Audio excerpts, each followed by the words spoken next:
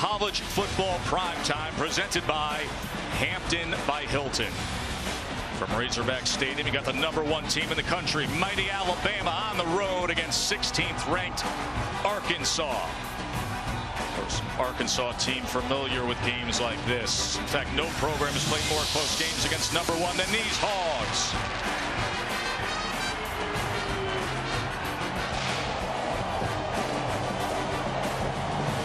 9 one-possession games all time against the #1 ranked team, more than any other program in college football history. Good evening, Todd. Joe. Think we got a good one here, my friend. So Joe Tessitore, Todd Blackledge with you. We'll talk to Holly Rowe in just a moment. Well, Bama has the longest win streak in the country at 17. They've got an elite defense, so you can understand national perception of how this game should play out, but being with you all week, you say otherwise possibly. Well, I think Arkansas has a chance. They've played them pretty good the last 2 years. I think they have some ingredients that you need to win a game like this, but in order to beat a team as well disciplined and as physical as Alabama, you don't just need the ingredients, you got to have the right recipe.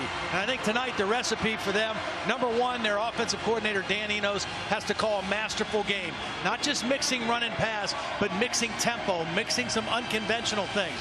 #2, I think their defense has to prevent the big chunk plays and the 2 points of focus, passes over the top, and quarterback runs. They've got to do a great job containing the quarterback. And #3, their punter, senior Toby Baker, has to be a weapon tonight in the field position battle. He's been great all year. He has to have an outstanding game. Let's go down to the field to Holly. Well, it is a very emotional night tonight for Arkansas center Frank Ragnow. He is playing just 2 days after he attended the funeral of his father, John. Late last Saturday night, about 6:30, Brett Bielema had to call him into the office and call his mother, Marty, and find out that his father had passed away from an apparent heart attack. He's been home with his family in Minnesota all week. The funeral was Thursday at 11 a.m., and then by 8 p.m. Thursday night, he was back here in Fayetteville. 8 o'clock in the morning on Friday, he was in the office watching film, preparing to start and play in this game. They left the decision up to Frank whether he wanted to play or not, but guys, I cannot imagine the emotions going through this young man to play tonight just 2 days after he's buried his father. So true, Holly. Unthinkable, emotional roller coaster ride of immeasurable grief. And now this game for Frank Ragnow.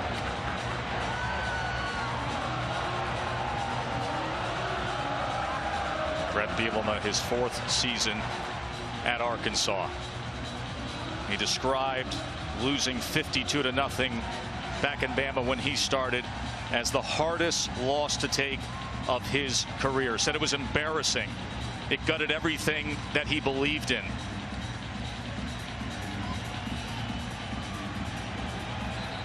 And of course, Nick Saban, 5 national championships deep into his career. He's got great respect for what it is to play at this place, this road setting, Razorback Stadium.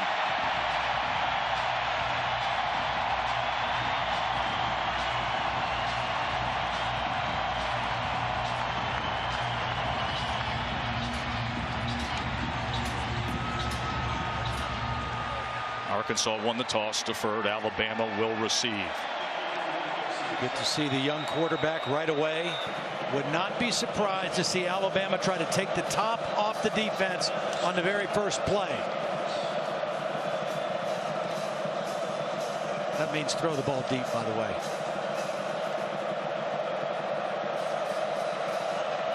As Connor Lippert gets us started here. And Marks will take it out of the end zone.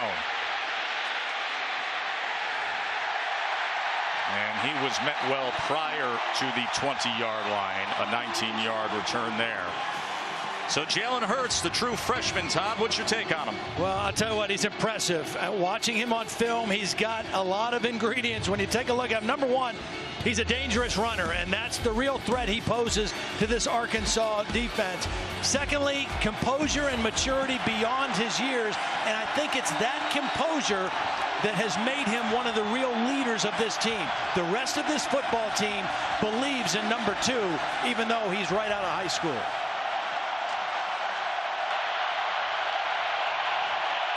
Damian Harris will start in the backfield with Hurts. as they go tap pass to Ridley to open up the game, and Ridley's able to turn the corner for a good gainer. Impact players are brought to you by Chick-fil-A. Josh Jacobs is a true freshman running back, had a 100-yard game last week. You just saw Calvin Ridley. He's the threat as a star receiver, and Dre Greenlaw is the leading tackler for Arkansas.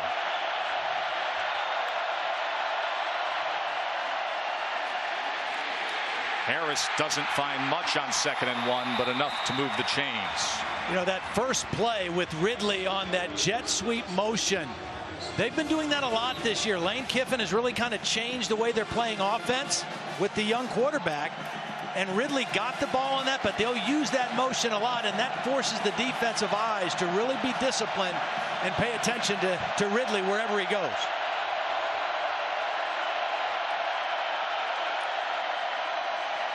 Harris on 1st down as he's able to get through 2 good blocks set up by the tight end and receiver, and finally brought down by Lydell. We see O.J. Howard, the role he can play out on the perimeter blocking.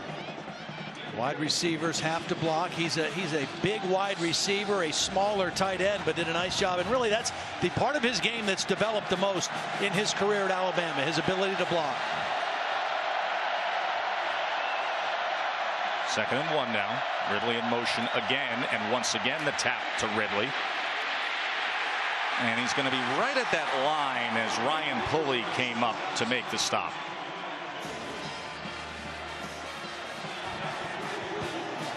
And it is a 1st down for the Tide.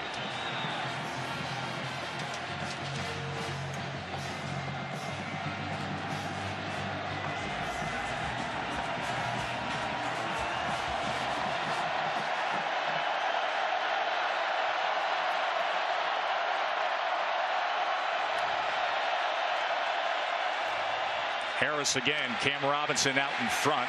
They cut underneath it, and just a gain of about 2 that time for Damian Harris, the sophomore running back from Kentucky. Came up big against Ole Miss a few weeks ago, 144 yards and a touchdown then. Replaced now by Josh Jacobs, the freshman out of Tulsa, right down the road in Tulsa, about an hour away. Had 100 yards last week in the game against Kentucky. He really stepped up for Harris, who was a little bit banged up with an ankle injury. Now you got freshman in the backfield for Alabama. And a big hole this time for Josh Jacobs. Watch out. Big gainer for the freshman as he dives towards the pylon, but will be marked down inside the 5. 1st and goal, Bama. Well, he has a great ability to make people miss. They bring that motion. Again, that motion with Ridley is enough to just confuse the defense a little bit, get some linebackers out of position. And Alabama takes advantage of it. Little tempo here, quick to the line. Jacobs trying to fight his way up there, but instead Brooks Ellis was there with the tackle.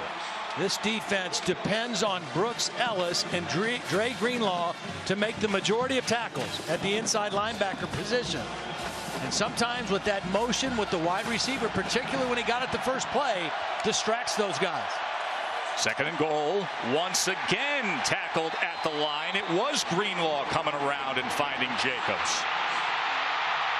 And they're saying there's a fumble, but the officials haven't marked anything as the Arkansas defense. You heard the official, Matt Leffler, telling the Arkansas defense, guys, you may want to get back out here.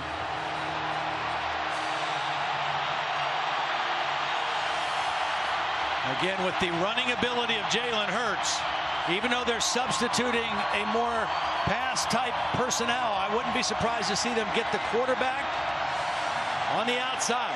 Power formation here on the goal line. 3rd and goal. Whistles blew that. As it appeared there was a timeout that was called by Arkansas. Prior to the snap, timeout, Arkansas.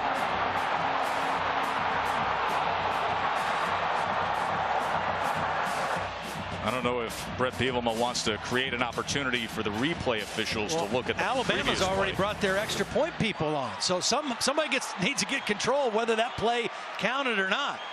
They called it a touchdown. Alabama ran their extra point team on the field.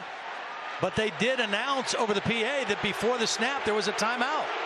Now this was the play prior with Jacobs.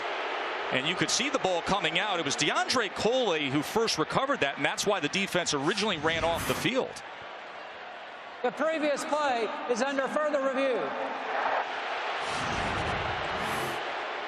Well, take a look at it here. Jacobs has it as he goes into the pile. He's got both arms around. There's the ball out clearly before the runner is down, before he's crossed the goal line.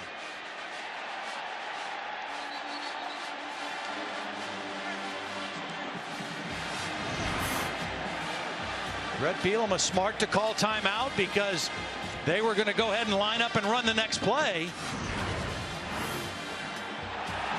That ball's out right now. I mean, it's not even close.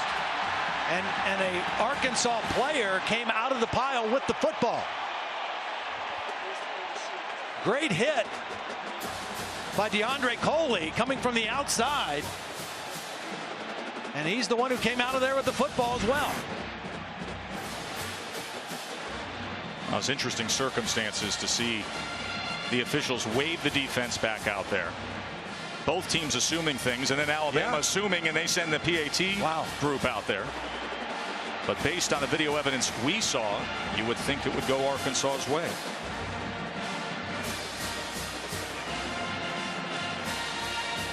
And isn't it funny how everything comes full circle? A couple of years ago in the 14-13 heartbreaking loss, Bielema was looking for a timeout that he didn't get at a critical time.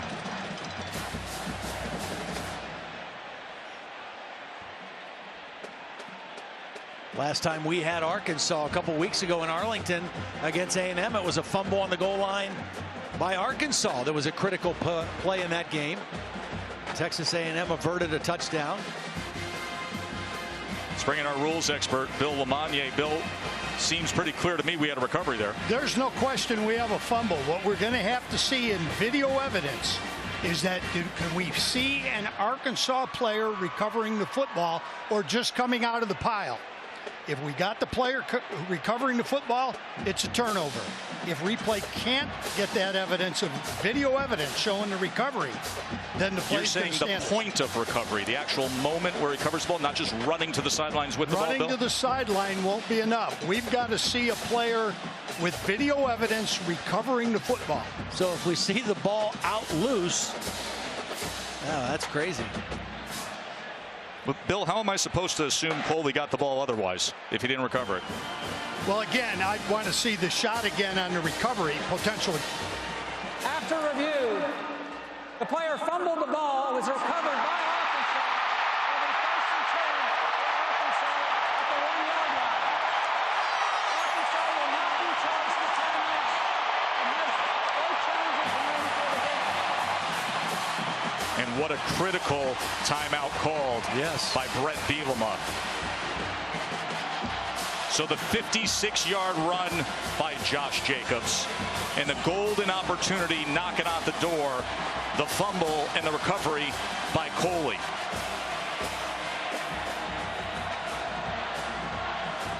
Now Arkansas behind center. Frank Ragnow has to kind of pound it out away from their own goal line against this very stout Alabama front seven. The strength of this team is that front seven. As Holly mentioned, Frank was gone all week. Is not charged the timeout of the play. First down, Arkansas. He only practiced on Friday, Todd Ragnow. Obviously, Dad's funeral services were Thursday up in Minneapolis. Our offensive line coach, Kurt Anderson, recorded every practice and installation session, sent it to him on video. Frank Ragnow watched all of it, kind of therapeutic for him as well during his time away. Austin Allen's a pass out of his own end zone and gets it complete to Morgan. Austin Allen, the first-year starting quarterback who has been very good so far, Todd. Gets better each week. Number one, he is a very accurate passer, as we saw in that dangerous throw from his end zone. His first year as a starter, but he's been in this offense for 3 years. He has great understanding, and he is a tough guy. We saw him take a lot of shots against A&M, and he'll get knocked around tonight, but he keeps getting up and firing that ball.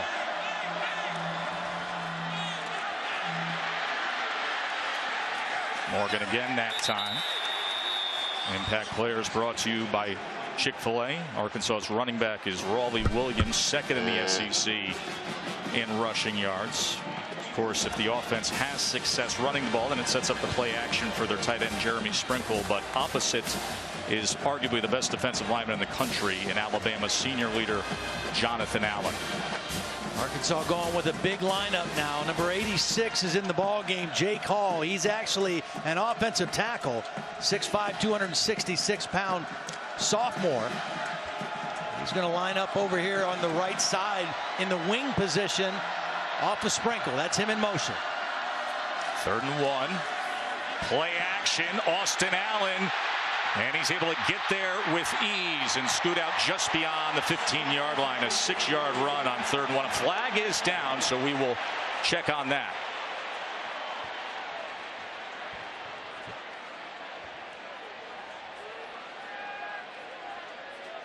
It's a good decision by Austin Allen. Jeremy Sprinkle was the intended receiver, and he got held up a little bit getting out in the route.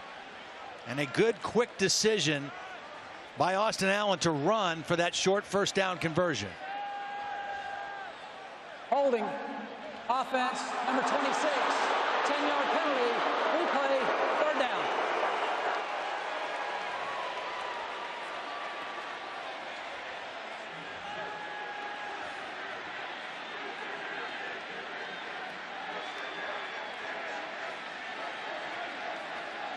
I don't know that they got that right at all. I think they're off to a rough start right here. I think they're pointing in the other direction at Marlon Humphrey. Yeah, Marlon Humphrey, that's the hold. Yeah, that's defensive holding. Okay. Now we got it. There are 72,000 nearby who are quick and happy to correct that call.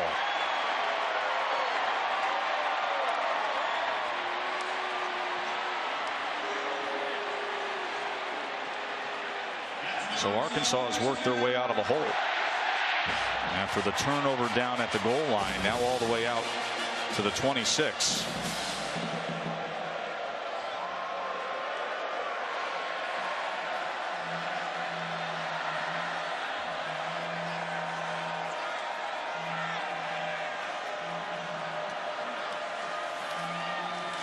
Raleigh Williams, not much most of the time against that Arkansas defensive line, as Payne and Tomlinson clogging things up. They're very hard to run on inside because they're very stout and physical, and they play with excellent technique and fundamentals. On early downs, this defensive front is very much a two-gap defense, meaning they control the guy trying to block him and they guard 2 gaps, and they're very hard to move out of there.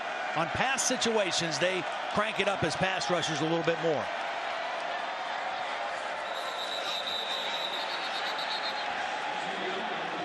False start. Offense, number 50. 5-yard penalty. 2nd down. Jake Rollerson transferred in from Texas, actually started against Arkansas in a bowl game a couple years ago for the Longhorns. Those are the kind of penalties that Dan Enos really wants to avoid. It's very important for Arkansas's offense against this Alabama defense to stay ahead of the chains, and a penalty like that, putting you at 2nd and 15, makes it very, very difficult. Dan Enos flanking Fred Bielema to his right there. Good play caller for the Hogs. 2nd and 14. Batted away that time by Reuben Foster. Good pressure, first of all. Pressure came from Deron Payne, number 94, and that prevented Austin Allen from getting a really strong throw on this. Watch Payne right there in the face, the ball a little bit behind, and Reuben Foster able to get a hand on it. And this is where you don't want to be if you're Arkansas against this Alabama defense. 3rd and long. Got to take care of Tim Williams, number 56. He's the guy you got to really contend with as a pass rusher right there.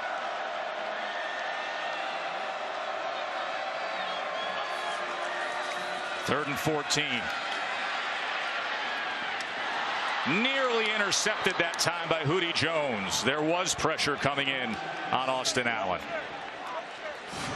He doesn't play every down, and because of this, Tim Williams is really fresh. He goes on an inside move. He gets help. The tackle gets help from the guard, but he's still in there enough to make Austin Allen just kind of fling that. He doesn't step into the throw. He flings it for Keon Hatcher, and that was kind of a dangerous throw. Good coverage downfield in a punt situation. On the field is one of the guys you mentioned as a key for Arkansas tonight. That's the punter, Toby Baker. Field position against Bama, so critical. Eddie Jackson back to return. Driven all the way back to the 24, and great coverage that time on the punt from Toby Baker, driving it 53 yards down the field. More to come from Hog Heaven here in Fayetteville.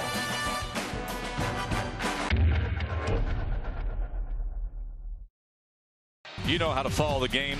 Every game is live on the ESPN app or on Watch ESPN. You can download the app and visit watchespn.com today. Joe Tessitore, Todd Blackledge, Holly Rowe with you here at Razorback Stadium. 14-7 Bama on top. Think about this Alabama offense. We've seen Ardarius Stewart be a factor. We've seen both backs be a factor, although we've not seen Josh Jacobs since they took him to the locker room. It's been a while since Ridley has touched the football, and when I watch them on film, after it's been a few plays or a series of plays, they try to get number 3 the football.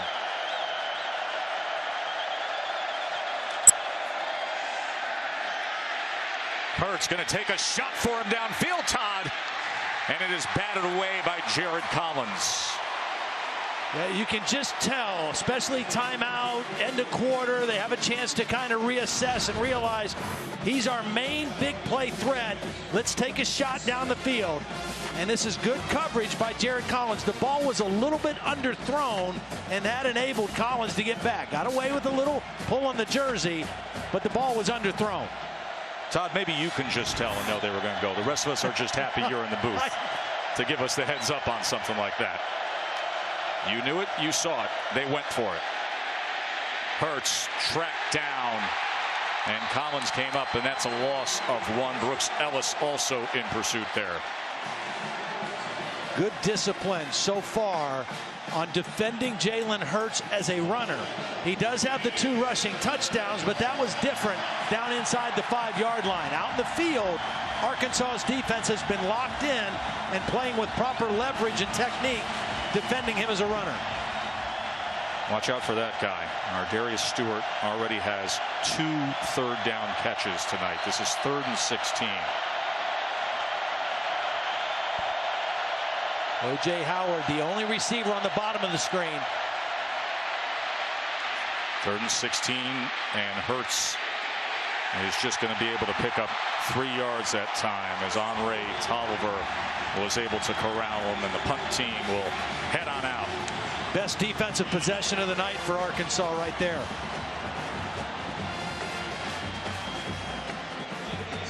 One of the best punters in the nation, Denver's J.K. Scott. Kid came from the Rocky Mountains down there to Tuscaloosa. He's been booming them now for 3 years. Jared Cornelius back for the Hogs. Wonder what he was like kicking in that light air in Denver. And he drives this one. And it goes all the way into the end zone.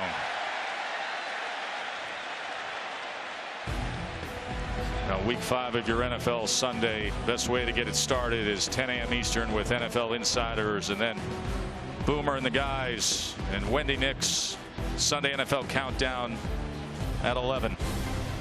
And Monday Night Football, you got Jameis Winston and the Bucks, and Keek the Freak, Luke Kuechly and the Panthers. They're going to be without Cam Newton. Derek Anderson will play quarterback. We'll see how they fare there against the Bucks. That's 8:15 p.m. Eastern on ESPN.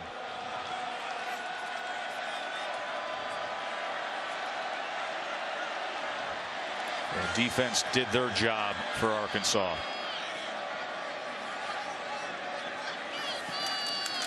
And now back to business with Raleigh Williams. That's truer to their identity, but struggling to run the ball against this elite Bama front. Yeah, only 7 yards rushing before that play. Now takes him into double digits at 10. But they got to stick with it. I mean, you can't get away from that because their play action pass is such a big part of what they do.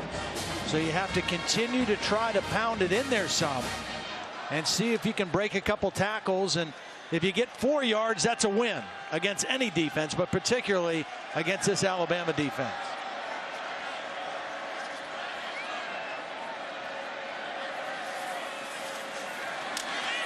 Coming after Allen. Ball comes loose. Tim Williams has it, and he's got blockers in front. Picking up a block, and Bama has done it again. Another defensive touchdown. That is their 6th of the year. Well, Austin Allen was trying to step up in the pocket and throw the football, but Deshaun Hand, number 9, hit him before he could load and throw. Watch as Allen steps up in the pocket to elude Reuben Foster. Deshaun Hand hits his arm and knocks the ball out. And a scoop and score again for this unbelievable Alabama defense. It is incredible the numbers that this defense puts up. Scoring on their own. The previous play is under further review. And Tim Williams quick to go and grab that ball out belt, that championship belt of turnovers that all the defensive players desire, and now it's his. Well, the thing that they would look at is, was Austin Allen's arm coming forward to throw this football? His intention was to throw, but I don't think he got it loaded up to throw before the ball was knocked out. Bill Lamagna, our rules expert. I think we have a good call here on the field. He did want to get the arm up higher, but that ball came out prior to any movement under control with the hand going forward. We're going to get a confirm on the from replay on this. 6th defensive touchdown. They only had 4 all of last season. They've already got 6. And how about this? Their defense and special teams. On the field is confirmed. It's a touchdown, fumble with a touchdown. Their defense and special teams this year has outscored 3 opponents just with themselves, without their offense. 3 of the 5 games they've played this year, they didn't need their offense. Right. Defense and special teams outscoring the opponents. Unreal. 6th defensive touchdown of the year.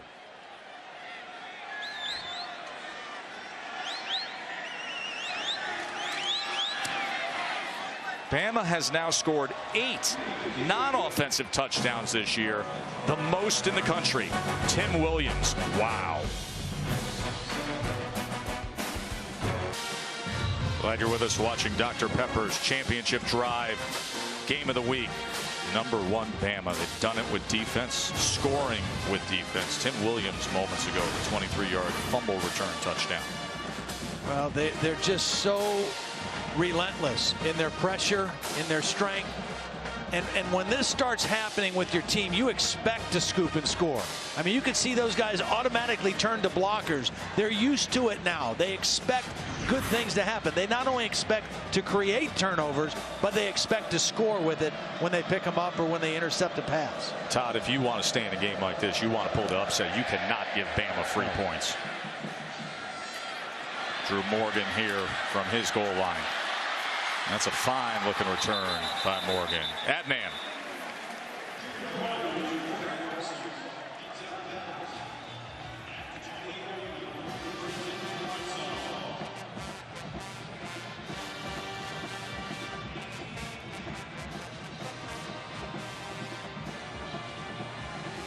Feel like I've seen this Tennessee script before, like every single Saturday, Todd.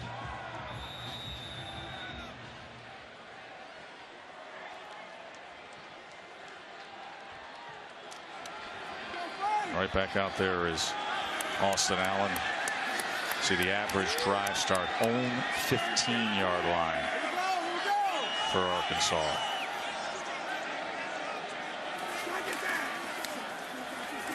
Here comes Williams again. as if Austin Allen hasn't seen enough of him. Well, this is just bad footwork by Jeremy Sprinkle. I mean, he's lined up on the line. It's maximum protection. I mean, you got to make this block. He steps outside, and Tim Williams uses his speed and goes right inside to the quarterback. I mean, you've got to step down first and make him work outside. He's too fast of a pass rusher to give him that lane. You keep a tight end to get extra blockers to protect your quarterback, and that time Jeremy Sprinkle didn't do his job. And behind the chains again to start this possession for Arkansas.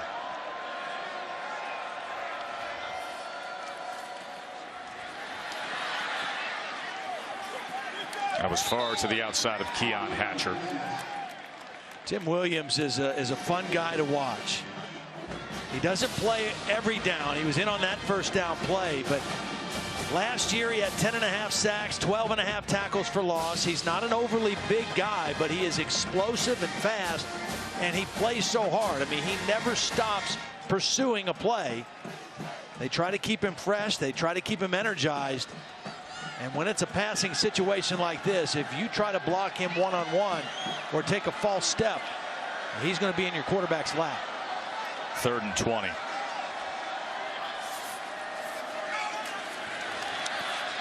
Allen able to run, and there's some open field there. And he was met, able to keep his footing, made the most of it as Eddie Jackson was the first to get to him. He picked up 17 yards. Holly. Well, Todd, you're talking about that all-out effort from Tim Williams and his motor. After that scoop and scored the long touchdown run, he came over to the sideline, but he had to get a little oxygen. He gave a little too much on that play, took a few gulps of it, came right back on the field, and you should have just seen his effort on that last play. Chased Austin Allen all down the field and then leveled a guy with a huge block. He is all over. He plays with a great motor. Love seeing those kind of guys. Austin Allen on that run, I mean, he knew where the first down marker was. He could see it. First timeout, Alabama. That's why he didn't run out of bounds. He was trying to fight for that first down, but he came up short. Tied back up by 2 touchdowns.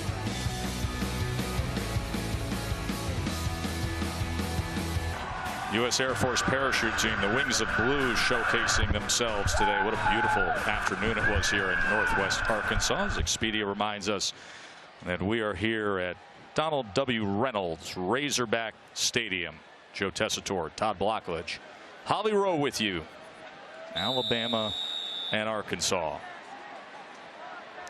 As Toby Baker, 8th in the nation in punt average, to kick away to the dangerous Eddie Jackson.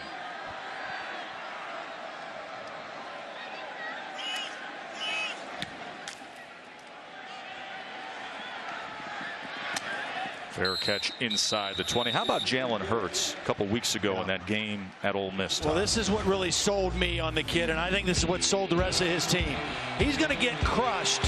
Fumble, scoop and score. Ole Miss goes up 24-3. The very next play, he comes back and makes that throw to Calvin Ridley. A couple plays later, a quarterback draw led to a touchdown, led them back to a thrilling victory, accounted for 304 yards, and never lost his composure. Even when it was 24-3, he came back, stayed about his business, and I think won over his team in a huge way that day in Oxford. First quarterback in Saban's career, with Saban as a head coach, to run and pass for 100 yards in a game in that effort against Ole Miss.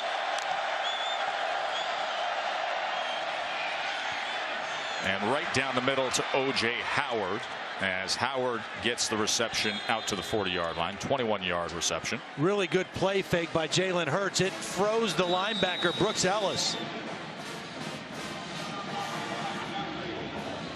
Nice deliberate fake by Jalen Hurts. And then he found his tight end open in the middle. Remember, Greenlaw, leading tackler for Arkansas, is out injured right now. Damian Harris getting extended work and lowering his shoulders, Holly. Well, he's getting that extended work because Joshua Jacobs has been out injured. They took him to the locker room. They brought him back out. He's been on the cycle, moving his legs, but they've put an electrical stimulation machine on his right forearm. It's all wrapped up big, but they're going to continue to evaluate him. There's a chance he could return. Such a promising future for Josh Jacobs. Good defensive play that time by Tywan Johnson. Loss of 4. Tywan Johnson gets penetration inside the left guard. Pierschbacher, and a loss of yardage play. There haven't been many of them for this Arkansas defense, but that one came at a great time. 3rd and 6 now.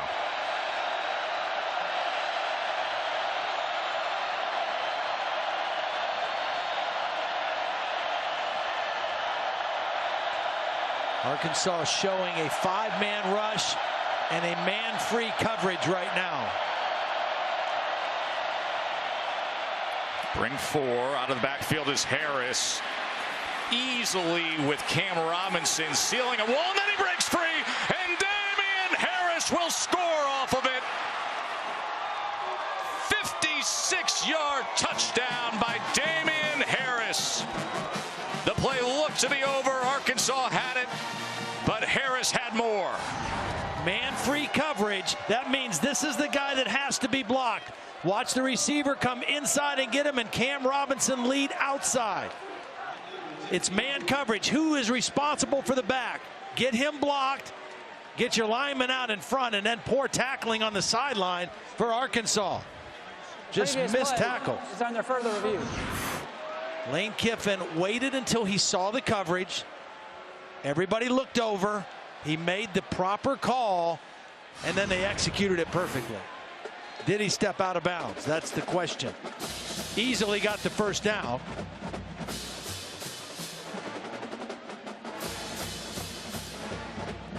Not there.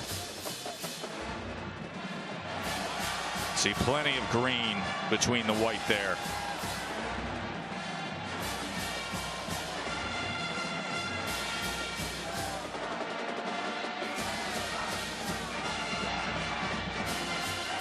That's what they want to take a peek at. He plants that foot, cuts to the inside, as you said. The After review, the ruling on the field's confirmed.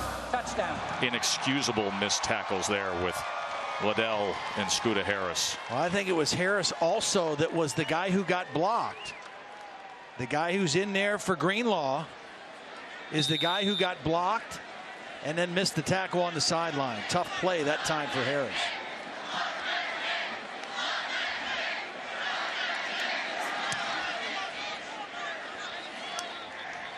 On a night when Bama has had the big plays as well as everything else. Look at this effort from Damien Harris. 294 yards of total offense already, and a 3-touchdown lead for Lane Kiffin and the boys.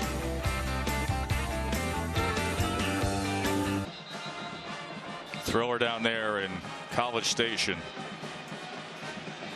And the next two opponents for Alabama at Tennessee and then Texas A&M on October 22nd. Alabama 294 yards of offense, 169 coming on 3 plays. Talked about Arkansas defense can't give up the big chunk plays.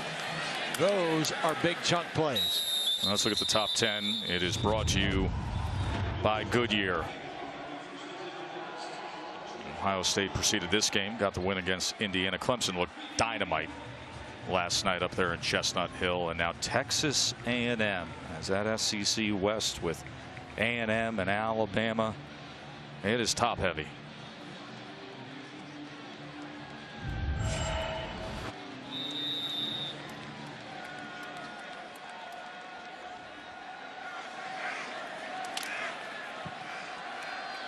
Big plays for Alabama, adding into that 294 total yards.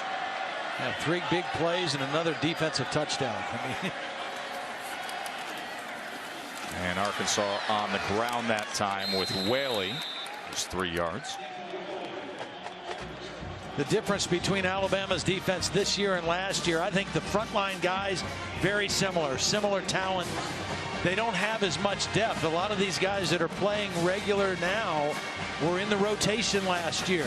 They don't have the same kind of depth behind their frontline guys, but their first 11 that they run out there are pretty doggone good. 2nd and 8. A little delay, and once again they keep it on the ground. They will get a first down out of this that time as Devois Whaley getting some work. 10-yard run. Best run of the night for Arkansas. Little delayed draw. They show pass. They set pass. Good block by Jeremy Sprinkle on the inside linebacker Hamilton to get him for the first down.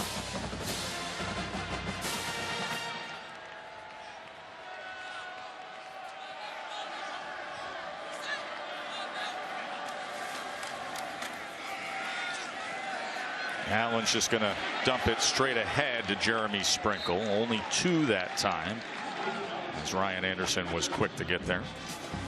Sprinkle had the touchdown catch earlier.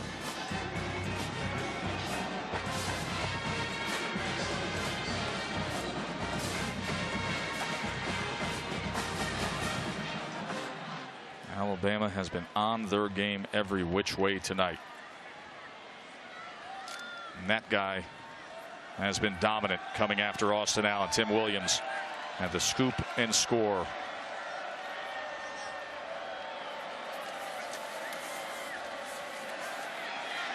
Set up the screen to Williams. And a good cut block with Dan Skipper downfield. And a good gainer for Arkansas. And Frank Ragnow got the key block. It wasn't a huge block, but watch number 72 get the block on Tim Williams, because Williams is going to read this play, and Ragnow is just able to get a hand on him. Just enough of a block to get Williams to the edge. Then Skipper with the cut block. But Ragnow, the guy playing after a short week, after the funeral of his father, huge block on that play.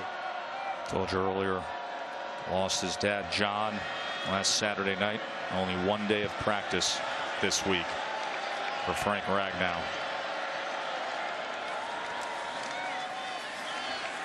Allen trying to test the other side with Sprinkle.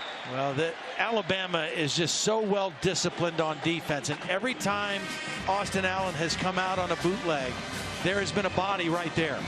You know, you run naked bootlegs with the idea of fooling the defense and getting to the edge with a clear throwing lane.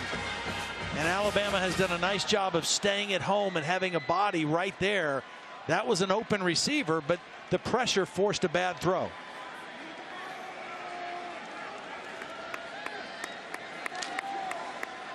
Big Jonathan Allen up front for Bama. One of the dangerous weapons here. 2nd and 10 for Arkansas. Pressure off the edge. Allen able to stay up, extends the play, and then finds Walker. Ball came loose at the end there and harmlessly rolled off to the side. That was a maximum protection play. They were only sending a couple receivers out in the pattern. Good coverage downfield by Alabama. The ball was fumbled forward, out of bounds. It'll be brought back to the spot. Hot clock. Kind of a dangerous throw by Allen, throwing it back across his body towards the middle to Cody Walker. But they're close to the first down. 3rd down, a very manageable distance here for Arkansas. They're going to go with the true freshman in the backfield here, Devois Whaley.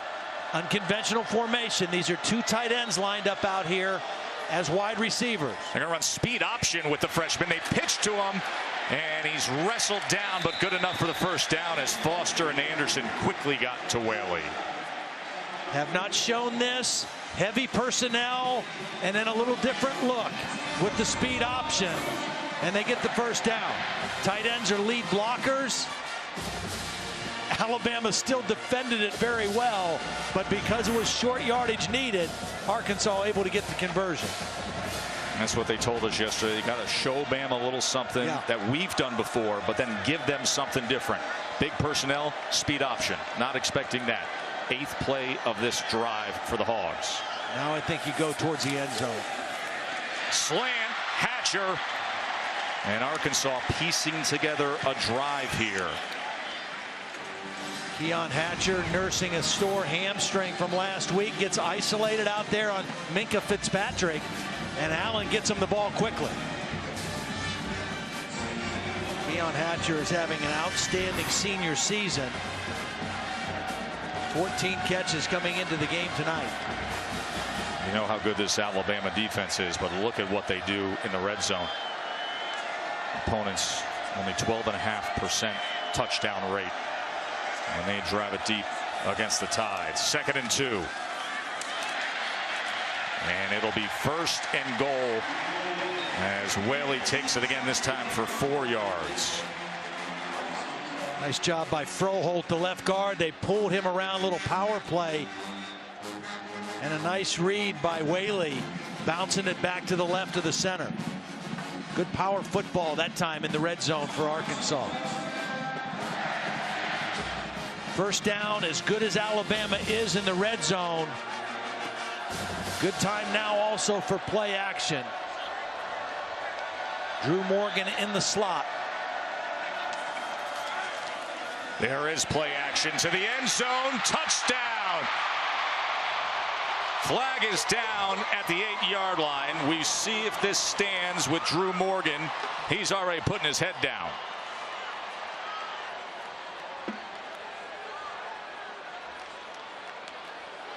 Holding. Offense, number 60. 10-yard penalty. Replay. 1st down. Yeah, he's holding on Deshaun Hand, I think, and I don't know that he needs to do it because Hand is going to be falling down. He's got good position on him. Hand tries to spin. Well, I don't know. I think Hand lost his balance on the spin move. I'm not sure that was a deserved a holding call. I agree with you. I think because Hand went down, Yeah. it earned the call, but it wasn't he was a holding. spinning, and he got pushed as he was going down. I don't think that's a hold. So now they're backed up. It'll be 1st and goal from the 18. Screen to the near side, and it's Cantrell, and he tiptoes his way, the big man. He's a big boy carrying that rock.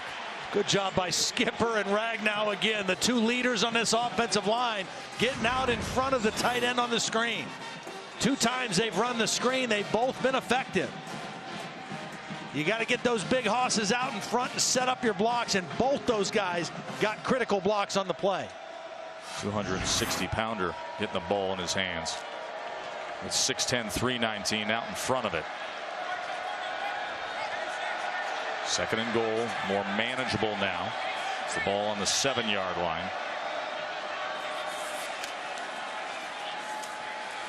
Looks back the other way. Here comes danger to the end zone. Incomplete. Looking for Cornelius. Minkah Fitzpatrick was there with them, but you could see Tim Williams hunting him down. They were first looking to throw the ball to Morgan out here. It was a fake, pump fake by Allen on the slant, and then tried to get it back outside. It wasn't there. That's why he had to come to the other side of the formation and then just get rid of it before Tim Williams got him to the ground. Good coverage on Drew Morgan that time. 12th play of this drive. 3rd and goal.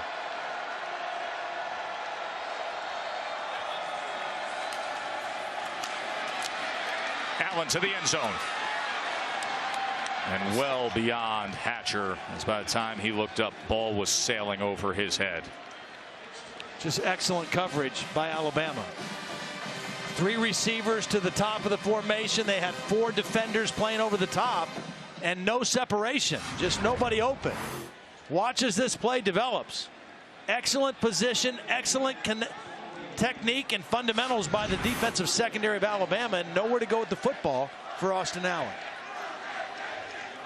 So McFain comes on for the field goal attempt and puts it through.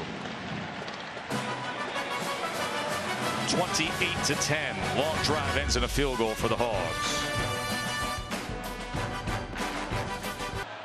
Brett Bielema is hot here. They had to settle for a field goal. There was a touchdown taken off the board for a holding that we didn't think was a hold. And then moments ago, Bielema was right out there on the field talking to the officiating crew. Wanted a word with Matt Leffler, the referee here on this SEC crew, and he got tagged with the flag. You can't come out, coach. The guy's supposed to be at center court. He took away a touchdown. He took away a touchdown. You know, It's a touchdown, man. Come on over here. Let's go. Let's go. It's not. It's a touchdown. Okay, Coach. It was called. Please.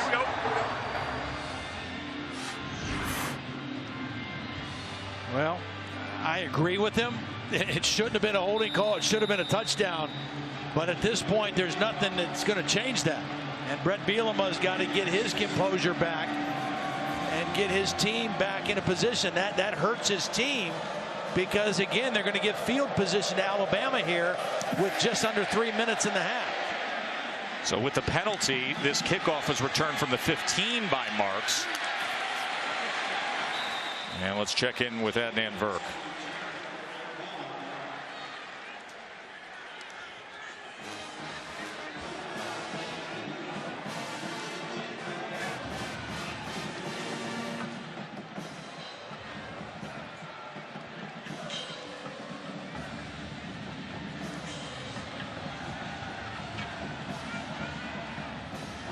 But that Red River game, did you see the yardage numbers that the Texas defense gave up, Todd? Amazing. 600+ yards given up to Oklahoma. A lot of time right here for Alabama's offense before the half. Jalen Hurts, one of the things that Coach Saban loves about him is he takes care of the football. Only one interception. He did have that fumble his first play against SC, but good ball security. Complete this time to Forrestall. Wow, how was he so wide open?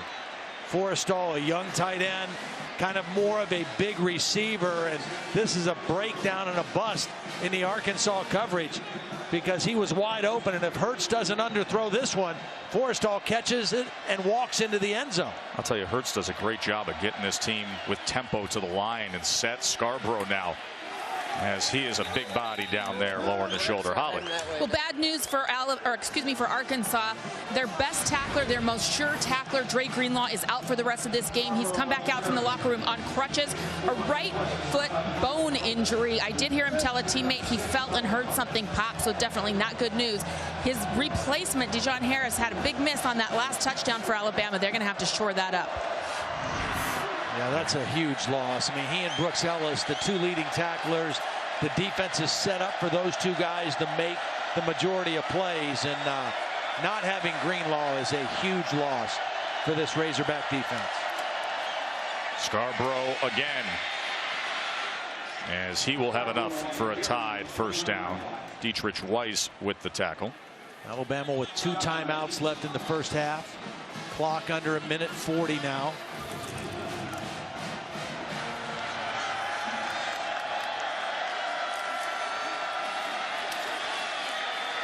To the outside goes Bo Scarborough. And into the end zone.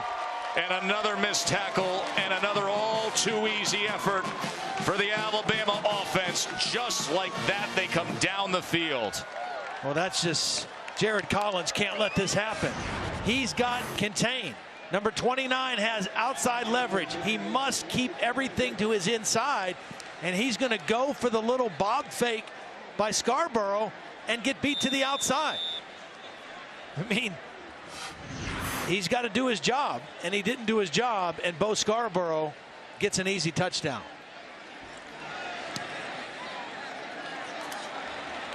Todd, Bama just looks awesome right now. They do. They just look awesome. Better than they've looked on film of the games that I watched. This is the best that they've looked. And the big plays have been a big part of it. Well, big runs, both tailbacks with runs over 50 yards. Josh Jacobs, this happened early in the game, kind of set the tone for the big plays. Then Damian Harris does the same thing. Watch the block by O.J. Howard and also the wide receiver, Garrick Dieter, number 11, to spring Damian Harris. Both tailbacks with 50-plus yard runs. Damian Harris on the screen pass. Perfect call by Lane Kiffin. Bad tackling on the sideline. And you're right, Joe. Alabama offensively looks more in sync than they've looked all year. The defense looks the same. And, oh, yeah, by the way, defense scored another touchdown tonight. So defense has been right on cue all season. This is the best I've seen the Alabama offense look in terms of continuity. First thing that guy said to us when we sat down with him yesterday, he said, we haven't played a complete game yet. We're inconsistent, especially in the first half. Yeah. That went away. It did. That was a point of emphasis clearly this week. Their offense has looked outstanding tonight. Drew Morgan from about the 7, and he was met right away. Now, Taco Bell is a proud partner of the College Football Playoff. Should be on the lookout for the Taco Bell student sections. Passionate fans like these. And the games all season long. They got great fans here in Fayetteville as they were calling the Hogs early. But right now they're calling for a little help, down 25 before the half. But you know what? We talked about you can't give free points and you can't give field position. And as much as we both like Brett Bielema, that loss of composure there that cost them on that kickoff that gave Alabama great field position, you can't do that either to a team like Alabama. Raleigh Williams dragged down from behind by Dalvin Tomlinson. Tomlinson, one of the guys that probably doesn't get enough credit. So many big names have played on this defensive front in recent years. The thing about them, their defensive line after this play. Good effort that time by Cornelius as he breaks free, trying to be tracked down, and finally is dragged down inside the 20 by Minkah Fitzpatrick. So an opportunity now in this final minute for the Hogs. Well, this is a throw by Austin Allen right in between two defenders. It's a corner route. There's a corner underneath and a safety over the top, and neither one of them made a play. Cornelius went for the ball, and Arkansas in business. 57-yard reception for Cornelius. And beyond Hollister. A couple timeouts remain for Arkansas. 36 seconds to play in the half. I mean, it is still very much an uphill thing in front of Arkansas. But if they can get a touchdown, which again is easier said than done against Alabama in the red zone, they're going to get the ball to start the third quarter. This is a critical opportunity for Arkansas to not settle for a field goal here, find a way to get the ball in the end zone. So dream scenario is a 14-point loop here, but you gotta climb the mountain in the red zone against mighty Bama, and that is tough to do. Allen to the end zone he goes. Is that secured? Yes, touchdown Keon Hatcher.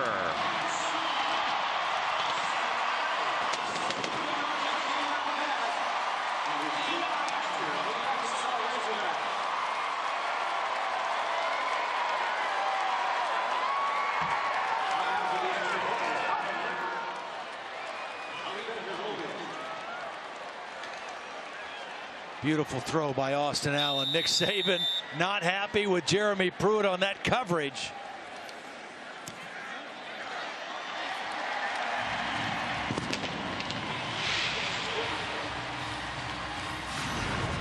Sprinkle is going to go out. Cornelius is going to come in. The safety vacates because he runs with the tight end Sprinkle, and right over the top. Beautiful throw by Austin Allen, and Hatcher uses that strong body to get separation and then make the secure catch over Marlon Humphrey.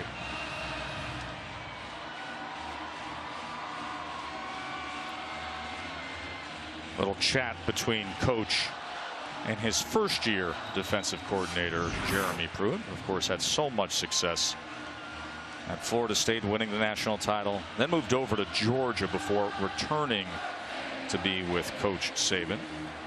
He was on the Alabama staff earlier.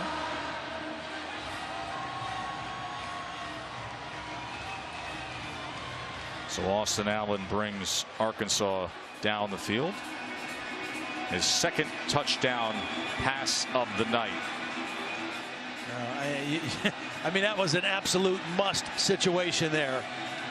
Austin Allen, 142 consecutive passes without an interception.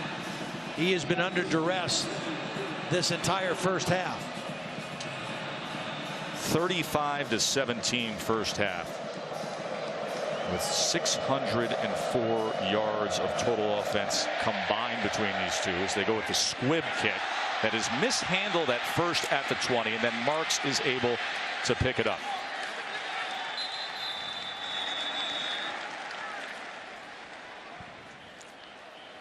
Celebrating her 12th year sponsoring the Good Hands Field Goal Nets, Allstate makes contributions to participating universities' general scholarship funds for each field goal and extra point kicked. And to date, Allstate has contributed millions in scholarship funds. On a beautiful night here at Razorback Stadium.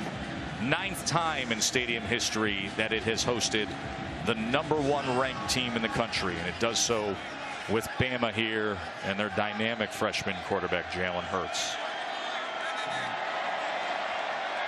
Arkansas needs to find some defensive answers in the locker room at halftime. Damian Harris here, closing moments of the half. Instead of running out the clock, he gets a chunk play. Well, now that you get that play, you may go for something, because Alabama still has 2 timeouts. The clock stops as they reset the chains. Once you've got that kind of a play, now you become more aggressive. 2 timeouts remain. Clock is down to 10. Hurts to the near side, and Dieter out with 6 seconds remaining. The strengths of this offensive team around this young quarterback is on the perimeter. They're wide receivers. This team has 4 wide receivers or tight ends with at least 1,000 career receiving yards and 75 career receptions. Ridley, Ardarius Stewart, O.J. Howard, and the guy who just made that catch, Garrick Dieter, who is a graduate transfer from Bowling Green. Had a nice career there. By the way, they are in the range of the career long of Adam Griffith. 6 seconds. Still have the use of the timeouts. And here's the freshman Hurts as they run Harris, and they may run out of time here as zeros are on the clock. Yeah, he's got to go straight down. He's got to go straight down. I don't know why they even ran a handoff. Why, if you know you're going to run, just have your quarterback go a couple steps, drop to the ground, and call timeout. That was missed clock management by Alabama. Little bit of life before the half for Arkansas as we send it back to the studio halftime report, the Buick halftime report. Gentlemen, take it away.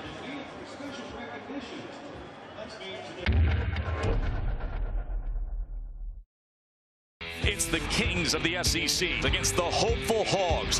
Here's Hurts now with a block and into the end zone. Here's Deion Stewart as the ball comes loose, and Alabama comes up with it. Downfield he's gone. Wide open is Sprinkle. Coming after Allen. Ball comes loose. Tim Williams has it, and Bama has done it again. Easily with Cam Robinson sealing a wall, and then he breaks free, and Damian Harris will score off of it. To the outside goes Bo Scarborough, and into the end zone. Just like that, they come down the field.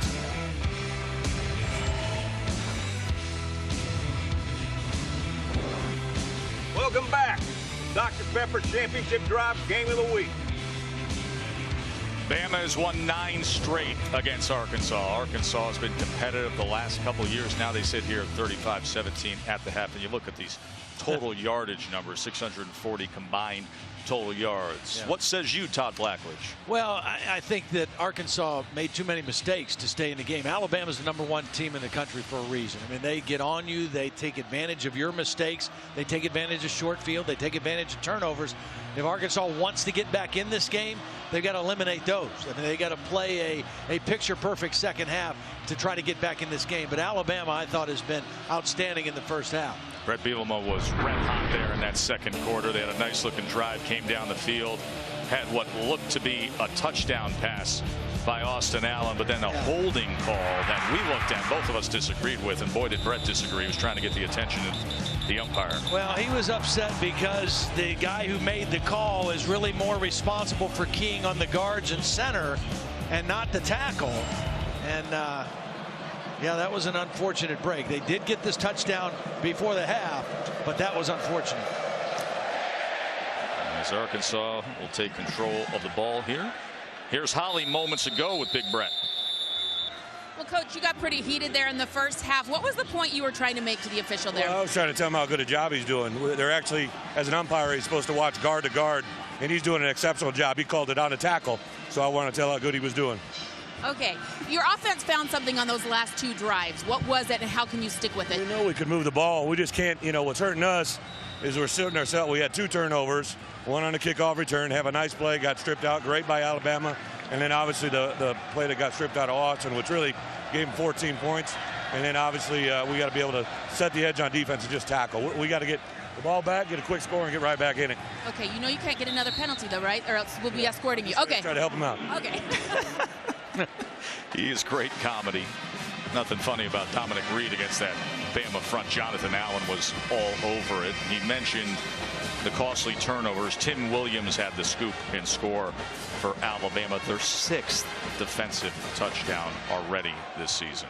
There is Big Tim. One of the problems for Arkansas tonight consistently has been their lack of production on first down. They've been behind the chains a lot. Whether it's throwing or running, first down has not been a productive down for them offensively. Allen, a little under route that time, and a big hit brings down Drew Morgan. Just a gain of 3 as he was sent backwards that time. So it'll be 3rd down for Arkansas. Tim Williams on the sideline for 1st and 2nd down, comes on the field now for 3rd down. Again, his specialty is rushing the passer.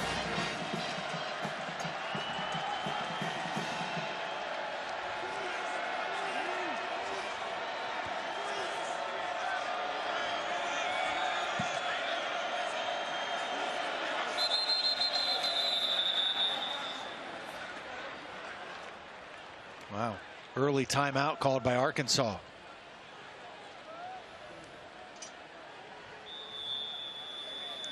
We'll see what Brett dials up when we return, facing a 3rd and 8.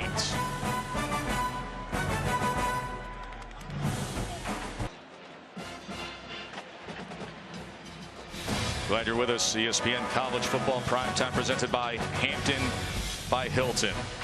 Number 1 Bama. Can they claim that again? The national championship trophy presented by Dr. Pepper. It is here at Razorback Stadium tonight. Of course, Nick Saban with 5 national championships. The Bear won 6. They are the only 2 coaches with at least 5. Hunting history is Saban this year. For the 5th time tonight, Arkansas 3rd and 8 or longer. Amazingly, they're 4 of 7 on 3rd down so far. There's movement on the right side of the line. Boy, that's just... False start. Offense, number 50. 5-yard penalty. 3rd down. It's not the way you want to come out of the locker room. You talk about how important that first possession to start the 3rd quarter. You get the ball. They had to use a timeout. Now they got a penalty and back themselves up even more on 3rd down. Austin Allen needs to be careful with the football right here.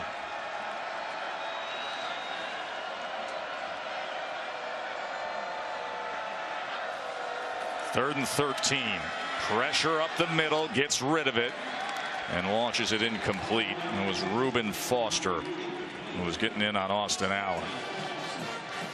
Well, Jeremy Pruitt, I mean, he's not going to slow down. He's going to bring inside pressure. Watch Reuben Foster.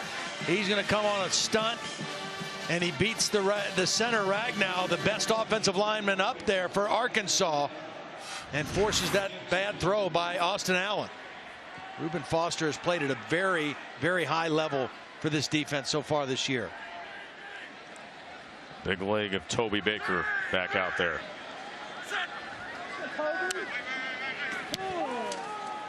Turns this one over and drives it deep to Eddie Jackson. First man missed, then his own man hit him, and he's driven back to the 15, but now some room for Eddie Jackson as he makes his way towards the 30.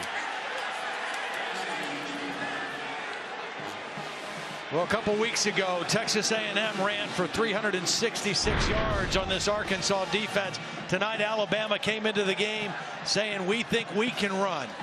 And early, it was a couple big runs, one by Josh Jacobs, another one by Damian Harris, 50 yards plus, that got this run game on track. Alabama coming into the game averaging 232 yards a game rushing, already at 214, getting ready to start their first possession of the second half. Josh Jacobs was banged up a little bit in that first half. It was Damien Harris who got the workload, over 100 yards already, plus had a big touchdown reception. And now the freshman Jalen Hurts to stand and sturdy and easily downfield. Ardarius Stewart. Here goes Stewart again as he spins his way inside the 20. Ball came loose, still on the ground, and finally Ryan Pulley recovers it.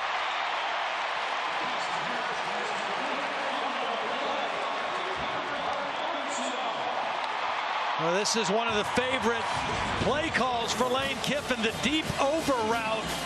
A lot of times it's with Ridley. This time it's Ardarius Stewart. Beautiful throw by Hurts.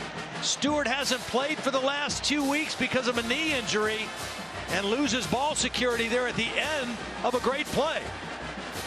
Credit the Arkansas defense, Dejon Harris, for not giving up on the play and stripping the football. Remember, Alabama fumbled down at the goal line in the first half. And now here, after that long play by Stewart, fumbling the ball, and it retreats down to the 3-yard line where Pulley was able to get it for Arkansas. And this is how they started the night. Pinned deep against that Bama front. Allen from his end zone. And that was incomplete. And beyond Cantrell, as Harrison was covering the big guy. Pretty good coverage. Crowd wanted a pass interference on Ronnie Harrison. I think he was making a play on the ball. There was contact as the ball got to Cantrell, but I think Harris was making a play on the ball. Left hand might have been on the back. Well, that is not a spot we're used to seeing Austin Cantrell running a route like that. Again, I think trying to show him one look and give him something different, but Alabama was not fooled.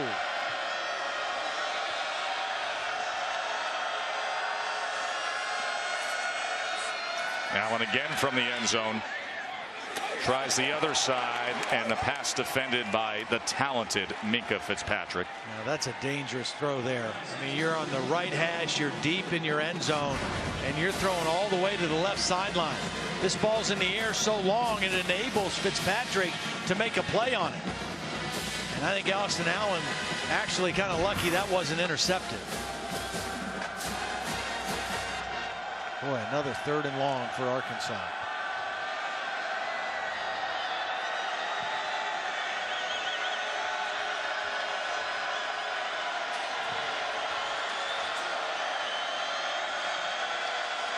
And that guy's got a target on number 8.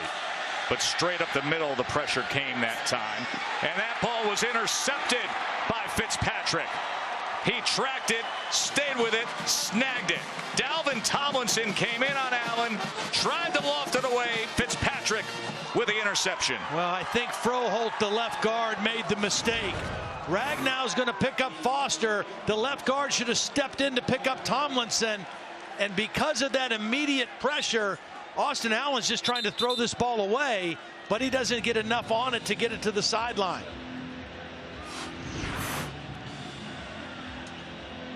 A mistake in the protection, I think, by the left guard. Great inside pressure by Dalvin Tomlinson. Remember earlier we showed you that interception, that pass without an interception streak. Yeah. He had 146 straight, and then that pick thrown there.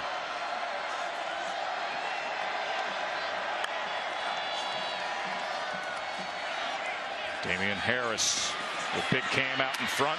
Ball comes loose again.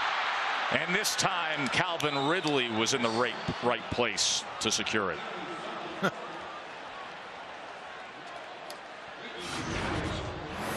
Another good play call and a little swing pass. Damien Harris just not able to secure the football. Good hit by DeAndre Coley, right on the ball, and Ridley there for the recovery. Harris nowhere to go. Tevin Beanham with the tackle. 2nd and goal from the 5. As Lane looks over that call sheet.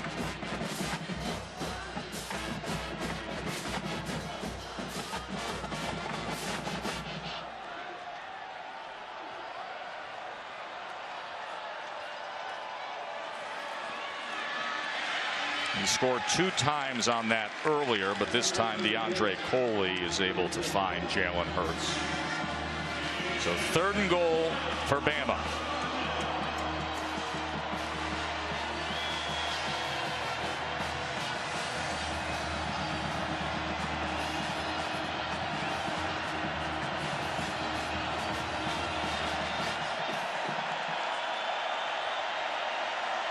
Boy, single coverage out here on Ridley. No safety help at all.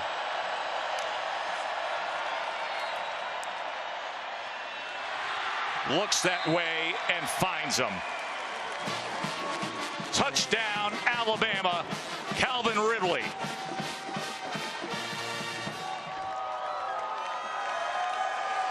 That's too easy right there. Said that a few times tonight. Jalen Hurts just, I mean, he is just getting better by the moment. He is now 13 of 15, 253 yards and 2 touchdowns, and just calmly leading this Alabama offense. That's the descriptive I'm keying in on, Todd. You and I have done a lot of SEC primetime pressure-packed night games. He's calm. I don't feel like I'm broadcasting the game of a freshman quarterback. Jalen Hurts leading the way for number 1, 42-17.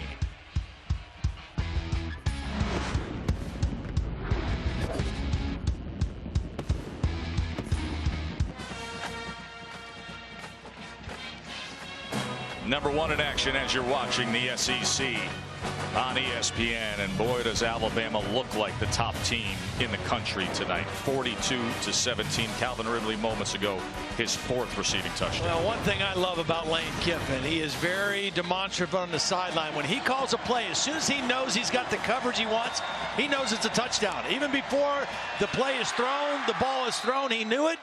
He had exactly what he wanted, the right call at the right time. See what's going on elsewhere with my man Adnan.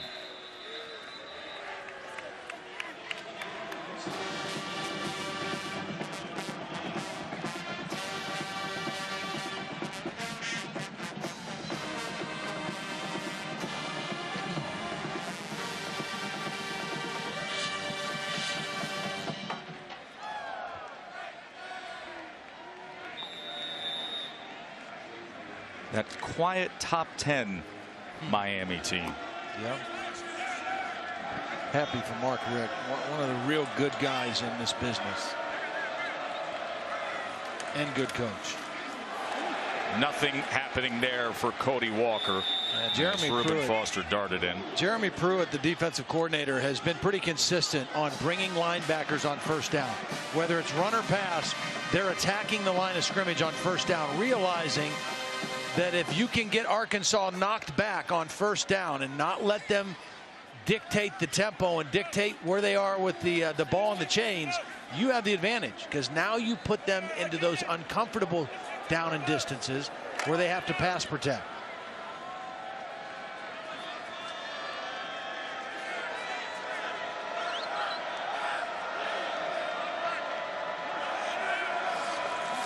Here's Allen on 2nd and 12, steps up, barely got rid of it, and then Drew Morgan is able to take it out to the 31-yard line, brought down by Ronnie Harrison. Nice job stepping up in the pocket.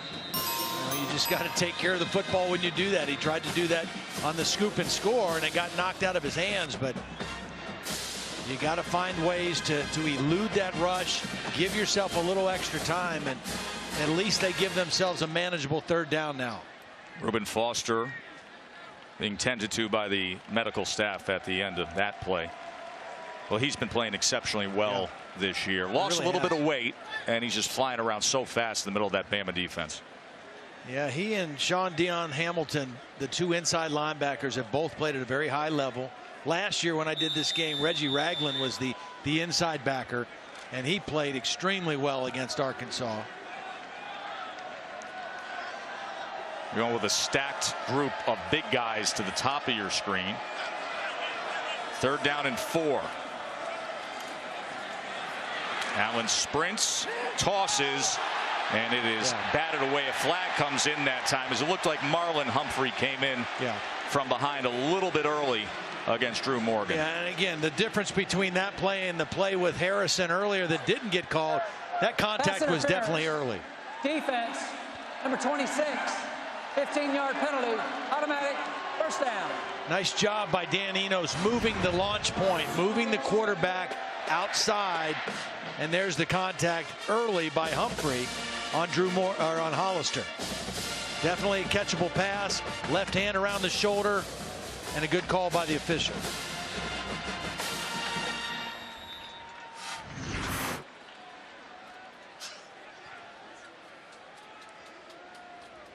Offense looks so different when they don't have to honor that run and utilize that play action. Seen Allen time and time again with the dropbacks, and Bama coming after him.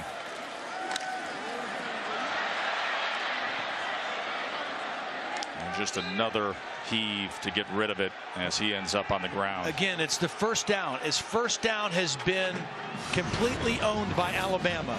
You get a 1st down, you try to go bootleg. One of the staples of the Arkansas offense. But it doesn't fool anybody. Rashaan Evans, who's in there for Reuben Foster, plays discipline, maintains the edge, and forces the throwaway. You hope to fool those guys with bootlegs, and it has not worked tonight. It's worked all season for Arkansas, but it hasn't worked tonight against Alabama.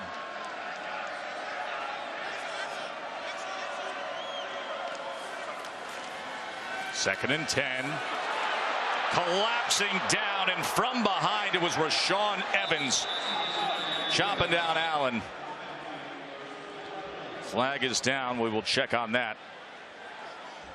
But as it stands, a 3rd sack for the Alabama defense. Another linebacker blitz. They brought both Evans and Hamilton. And Evans was the guy that got to the quarterback. Personal foul, roughing the passer, hit below the waist, number 32.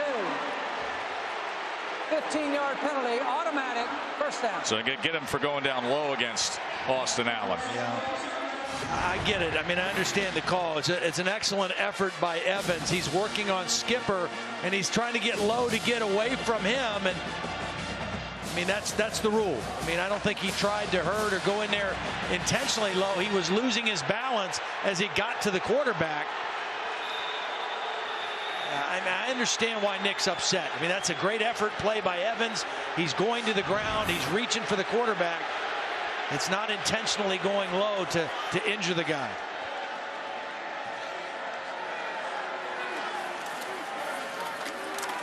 Williams stopped at the line of scrimmage. Arkansas is only averaging just over 3 yards on 1st down. Yeah, it's just been, and again, that is such a critical down for them offensively, to set up all the things that they like to do. And Alabama has owned 1st down tonight.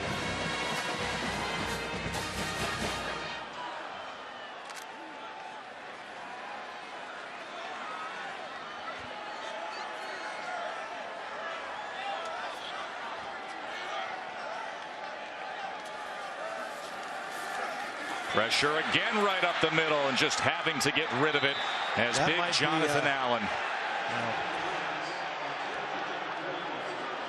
He's coming in hard on Allen. Now, they're just overmatched when it comes to just straight pass blocking situations without the benefit of play action, without an effective run game. Arkansas up front is overmatched by Alabama. Not unlike what we saw with Texas A&M. Yeah. With Hall and Garrett coming off the edge, when they can just pin back their ears and they know exactly what's coming. This is the 5th time tonight that Arkansas is in 3rd and 10 or longer.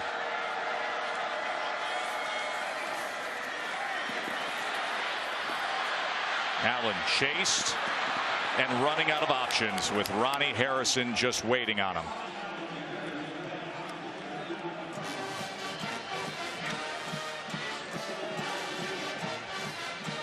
I think Dan Enos is really a good play caller. Has really made a difference on Arkansas's offense since he came here, but it's got to be kind of a helpless feeling for him right now because they can't get anything successfully going on first down. They've had a lot of third down and long situations, and when they're in those pure pass situations, Alabama's X's are better than Arkansas's O's. I mean, that's all it gets down to. And you can call any play you want. If the X's are better than the O's, you got a problem. So a 4th and 10.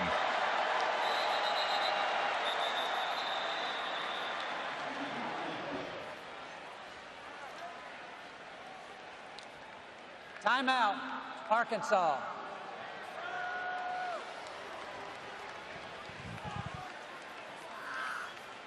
(42-17), halfway through the third.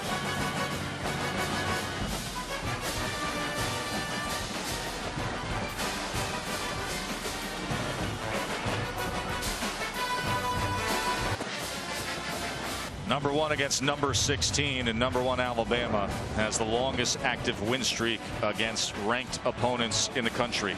9 straight wins against ranked teams. And 16th ranked Arkansas now facing a 4th down. Allen intercepted by Fitzpatrick again. Minkah Fitzpatrick, what a second half he's having.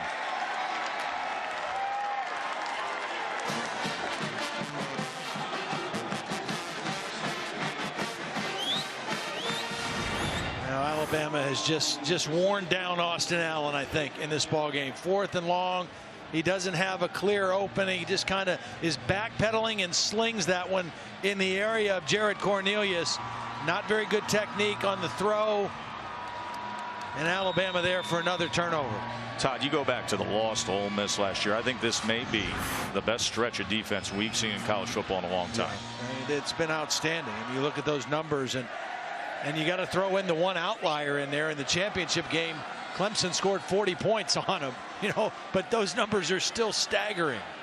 So those are the defensive ranks and numbers since the loss to Ole Miss last year. Time Damian Harris lost his footing trying to cut. The other interesting thing about Alabama is, Nick Saban, for as rigid as his personality may appear, and all of us who have spent time with him, he's very routine oriented. He's very by the book on a lot of things. But as a coach, he's been very adaptable. I mean, and you look at some of the changes he's allowed in his offense, particularly. There's a pickoff that time as Hurts was hit as he was throwing, and Dwayne Eugene was aware enough to track the ball. So an interception for Arkansas. Well, I think it was Tywan Johnson, number 94, who's going to come in here and get pressure. Actually, it was Brooks Ellis who gets pressure on the quarterback and forces the bad throw. And that's almost just like a up for grabs ball. And Dwayne Eugene with the interception. So these two trade interceptions here. That's Hurts' first interception in his last 141 pass attempts.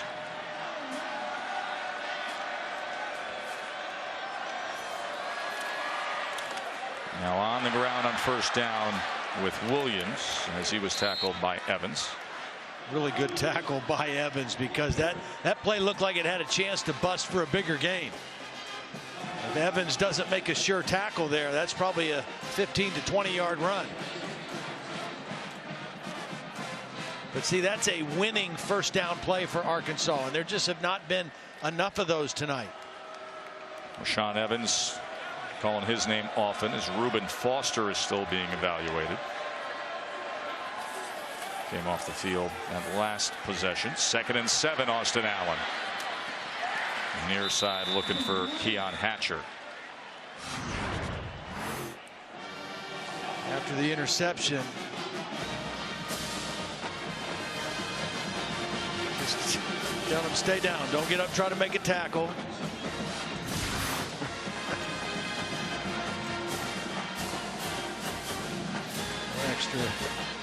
Extra attention there that time. Jermichael Winston, I think.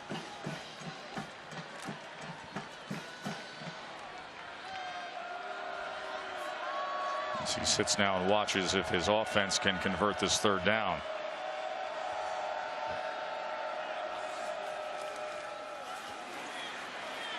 Little under route that time, and Drew Morgan has it and more just inside the 10-yard line. It'll be 1st and goal Arkansas from there. Well executed that time. Sprinkle kind of clears out the route for Morgan. Nice job on the in route right in front of the quarterback's face. Austin Allen doesn't have to keep it in his hands very long. And a nice third down conversion for the Razorbacks. So 21 yards on that under route by Morgan, and a 1st and goal.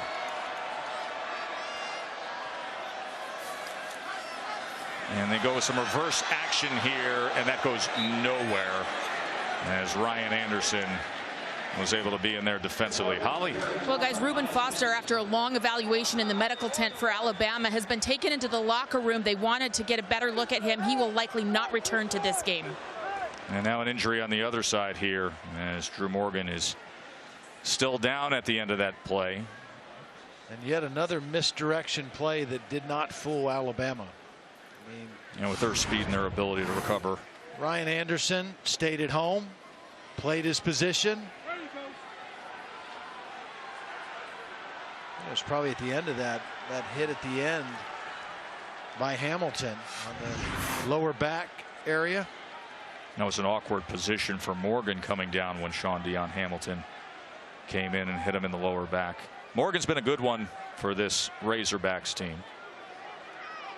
Came in with the 4th most receptions in the SEC. Plays with a chip on his shoulder. Sure does. You know, I think he came here and there weren't high expectations on him being that big time of a player, and he kind of believed he would be. And then last year, all the other receivers got hurt, and he emerged as being a guy that was going to be, you know, part of the rotation to the go-to guy. And he relished that role.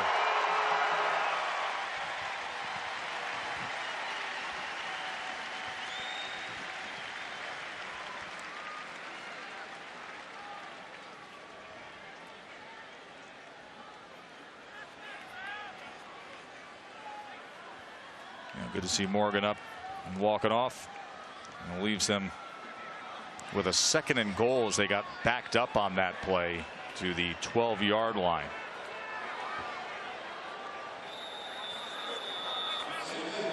I think you got to find a way to get Jeremy Sprinkle open on this play here. The big tight end. Only 2 catches on the night. Here he is right here.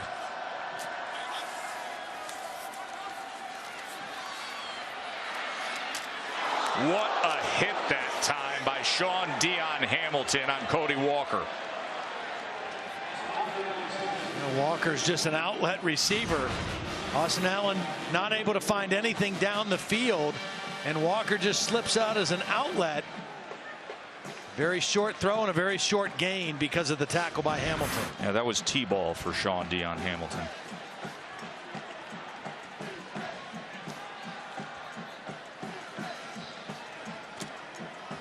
Jeremy Pruitt, Nick Saban. A talented defense. A 3rd and goal for Arkansas.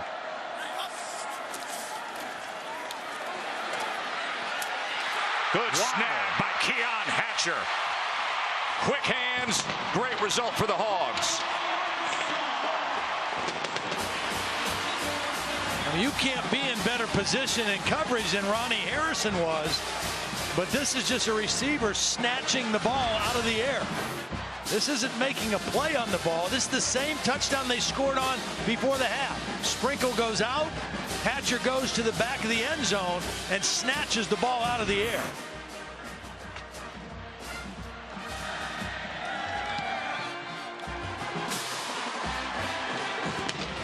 Now the Hogs are going to fight right to the end, no matter how good Bama looks tonight. Well-earned touchdown, Allen to Hatcher.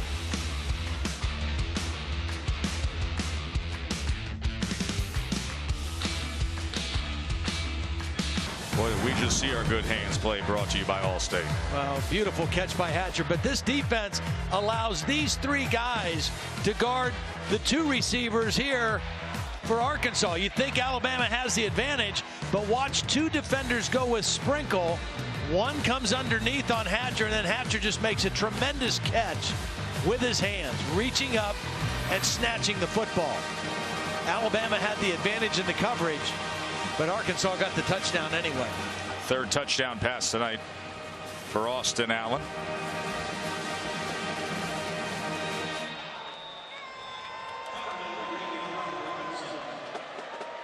First time Bama's given up a third quarter touchdown since the championship game against Clemson.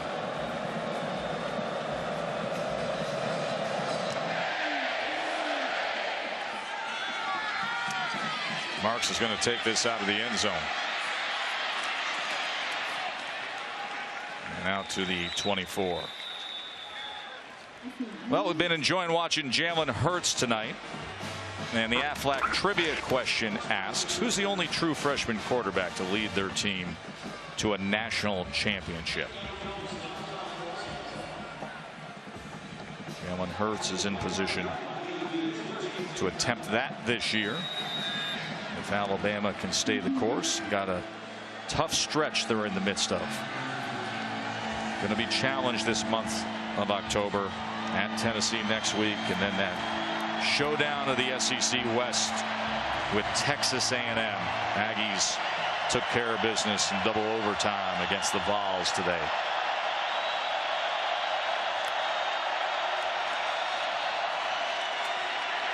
Damian Harris was met at the line of scrimmage. Holly. We're talking about Jalen Hurts' demeanor out here. I just happened to be standing here when he walked out onto the field tonight for the very first time. From the moment he stepped onto this field, he has been so calm and collected. I feel like we're saying it too much, but I can't describe the way he manages his team on the sideline. He doesn't celebrate. He doesn't fist bump. He doesn't do too much over here. It's like calm, cool water. I'm just so relaxed watching this kid over here. He doesn't even look like he's sweating either. Agreed. I mean, when you look at his face and his neck and his arms, he embodies calmness and coolness.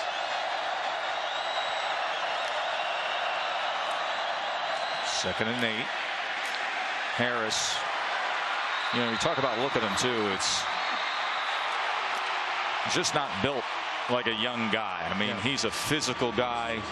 He's unbelievable in the weight room. He's a former shot putter. How many times you ever hear that about high school a quarterback? Yeah. A high school quarterback slash, you hear that about nose tackles, right, middle linebackers. But look at his build here. Jalen Hurts. They're still roaring here at Razorback Stadium, hoping for a little something on 3rd and 5. Their defense can dial it up.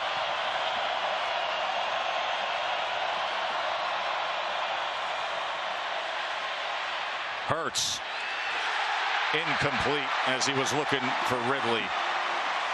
Joe, there's still a lot of time left in this football game. We're still 2 minutes and 19 seconds left in the third quarter.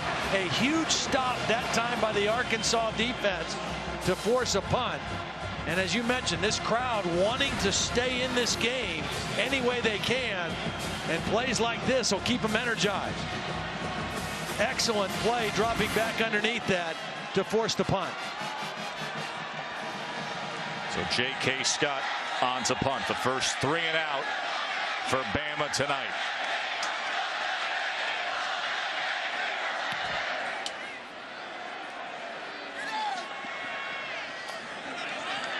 And a big 4.6 hang time from J.K. forces the fair catch.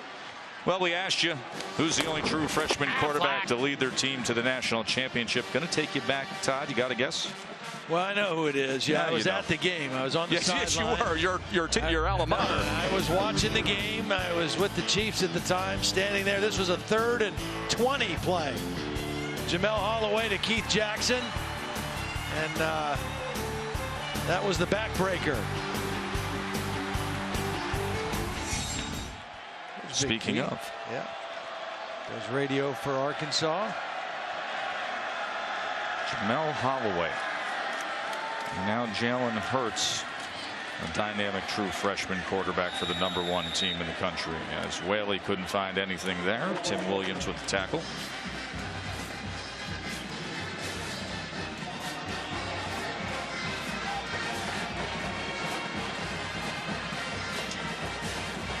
Allen's a tough kid, isn't he? He stays in there time and time again.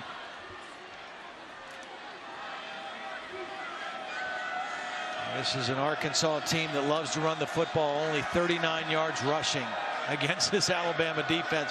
Really limits some of the things they like to do. Allen steps up, and that ball may have been deflected by Tim Williams. I think he got a piece of it. Tim Williams, who usually rushes the passer, was dropping into coverage. They brought inside pressure. Watch the linebackers come right up the middle. Rashaan Evans is going to force the quarterback up in the pocket, and then Tim Williams, who had dropped into coverage to replace the linebacker, got the deflection.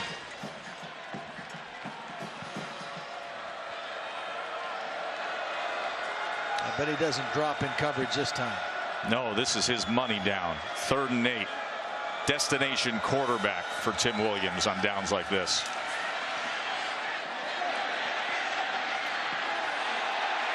Flag comes in there as he was targeting Morgan, and Anthony Averett got in early. Coach Saban disagrees. I think Coach Saban is saying it wasn't a catchable pass because it was close to the sideline, but I think there was definitely pass interference. Defense, number 28, 15-yard penalty, automatic, first down. You know, Austin Allen has to kind of get rid of this. It's an out and up route, and he has his man beat. Morgan's got his man beat, but when that ball's underthrown, the defender has no chance. I mean, he doesn't know where the ball is. He tries to turn and make a play on it, but he made contact on Drew Morgan, and a first down for Arkansas. Yeah, that's the 5th time, Todd, that Arkansas has got a first down because of a penalty on the Alabama defense. It's bailed them out a couple times tonight.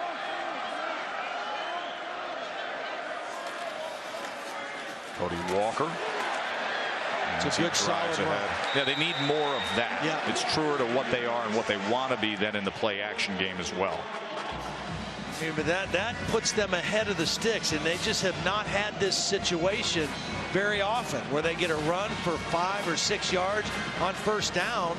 Now they dictate the advantage, and they put the Alabama defense in that position of guessing whether it's run or pass now. So that luxury of a 2nd and 4 for Arkansas. And they'll keep it on the ground again. And stacked up this time was Walker as Jonathan Allen came in.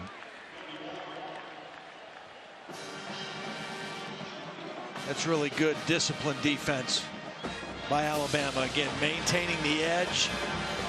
Anthony Jennings, number 33, was the guy who set the edge of the defense that time, forcing it back into Jonathan Allen. They're so technically sound.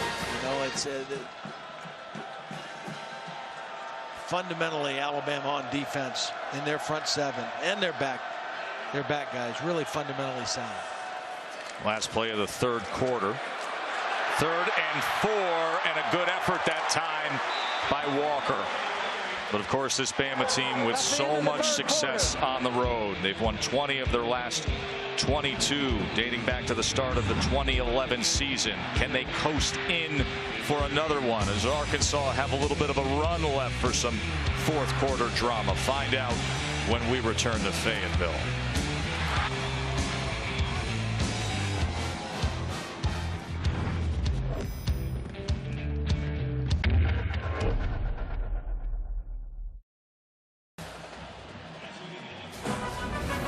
Here in Fayetteville, you're watching the SEC on ESPN.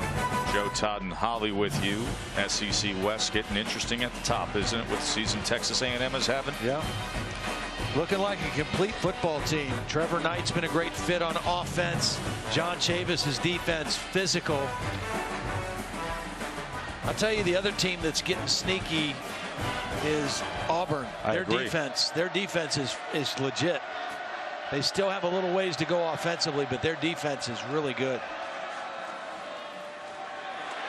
And so is this guy, Ryan Ryan Anderson. Everybody talks so much about Tim Williams. How about the other guy off the edge? Well, this is a freshman running back that's got to understand, if your man is coming on the rush, you got to give up the fake and get your block. Whaley spends too much time thinking about making the fake. He doesn't pick up his assignment. And another negative play on first down. Arkansas was trying to go play action and get a deep throw down the field, and the freshman running back wasn't responsible for his protection. So that's how the fourth quarter opens up. Like we've seen much of the night. Allen under pressure, and it happens again here on 2nd and 19. Tries to extend the play and then comes across to Williams, and it works out just fine. Well, 23-yard reception. This is just Austin Allen being creative. I mean, the rush is there. He eludes the pressure. Tim Williams is one of the guys in pursuit. He gets out of there, keeps his eyes downfield. This is one of those no, don't throw that. Okay, great play. It's not advisable to throw it back across your body, rolling to your right, throwing to the left, but it worked out in Arkansas with a fresh set of downs. So a Favre-esque moving of the sticks by Austin Allen and a first down at the 35. Delay with Williams.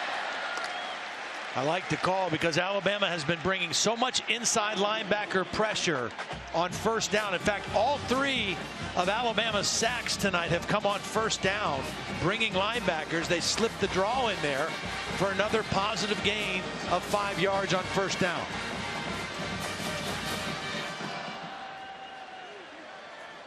Jeremy Pruitt calling in that defense, as this will be the 9th play of this drive, and it's stretched here into the fourth quarter for Arkansas.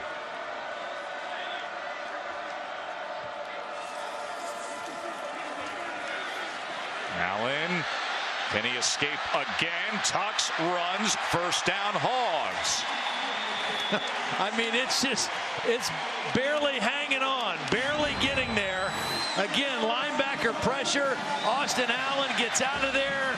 Raleigh Williams got eaten up on the rush, and Austin Allen just makes the right decision at the right time.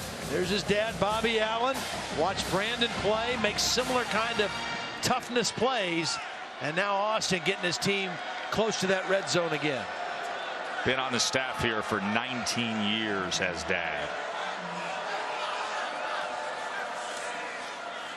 Swings it to Cody Walker, but there were just too many Tide players around everybody to have anything work out. Ryan Anderson was quick to get to Walker. Lucky that was incomplete. You know, Alabama is so hard to fool with plays. That was a little different wrinkle. They hadn't shown a play you maybe try to fool the Alabama defense. They were not fooled at all. Ryan Anderson would have been there for a loss of yardage play had the catch been made.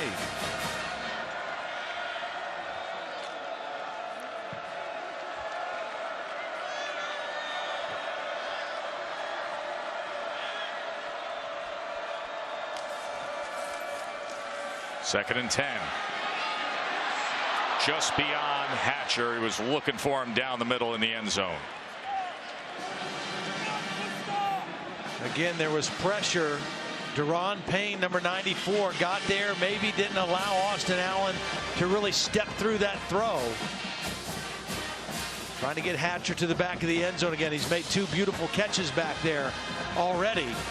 That one a little bit high.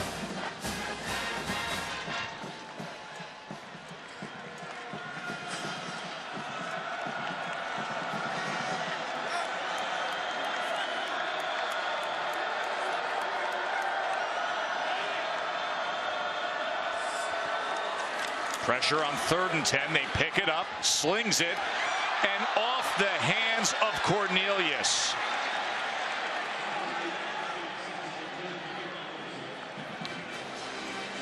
There was a lot of contact with Ronnie Harrison. As Cornelius breaks in, Harrison gives him a shove, but the ball wasn't in the air when he made contact. Otherwise, that one would have been interference as well. Cornelius not able to come up with the catch.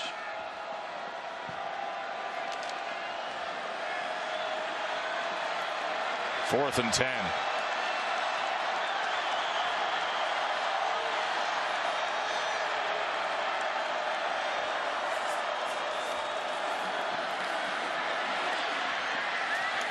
Low throw, but complete.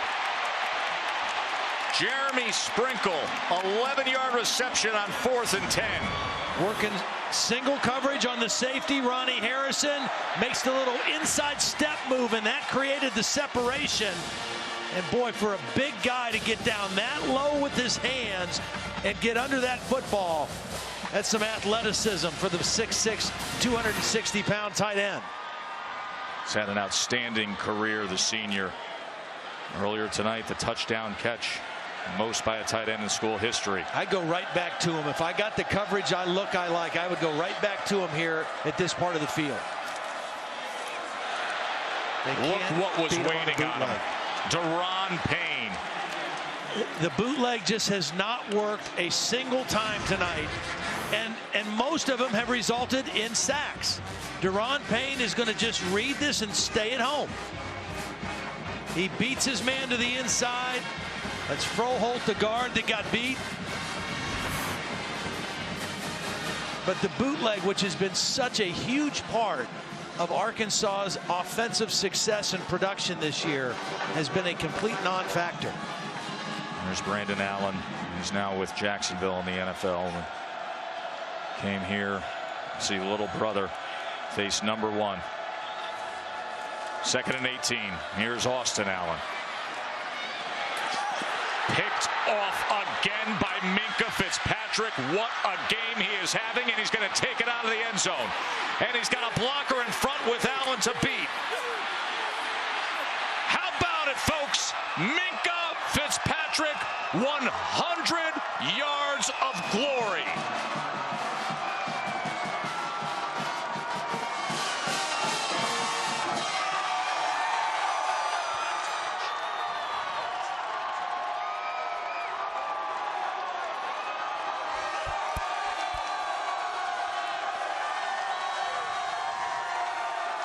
Because of the pressure that Austin Allen has been under tonight, he's thrown a lot of balls here off his back foot, backpedaling, not stepping into it. That time, kind of threw it into traffic as he was backing up, and he paid the ultimate price.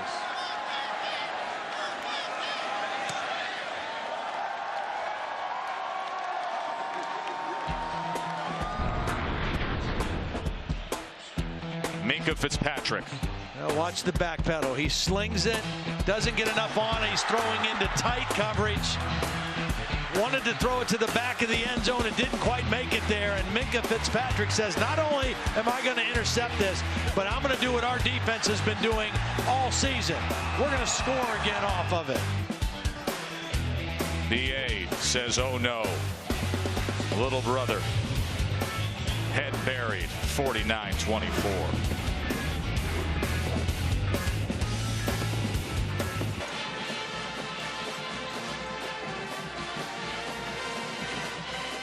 Glad you're with us watching Dr. Pepper's Championship Drive Game of the Week, and we are seeing a championship level defense as Minkah Fitzpatrick just had the 100-yard interception return touchdown. Dominic Reed on the return for Arkansas.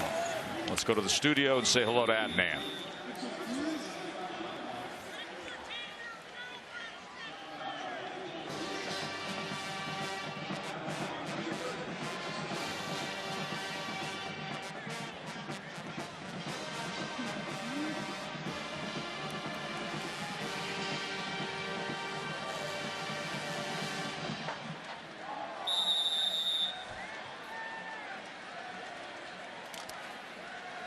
Yeah, and we were so impressed by Washington. And you look at the top 25 by conference. Boy, if they got over the Oregon hump tonight here, Todd. But if they can make their way deep through that Pac-12, they are going to be in prime position.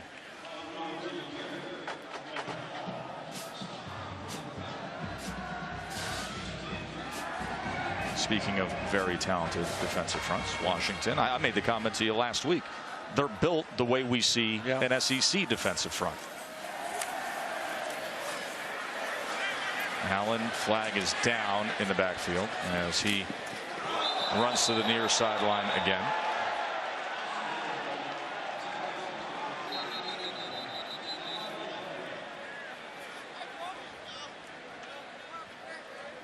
Holding on the offense, number 70. 10-yard penalty. Replay, second down. Second time in the second half that Drew Morgan has been down.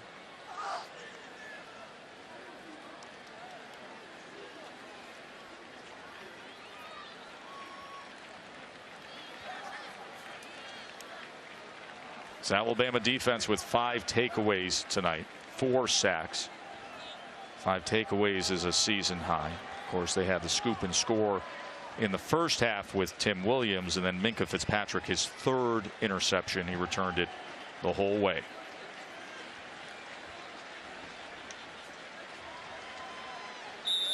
Yeah, turnovers are a thing when a defense gets rolling.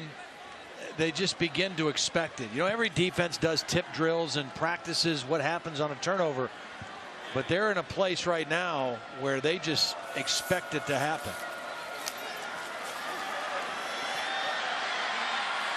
As Allen slides down safely.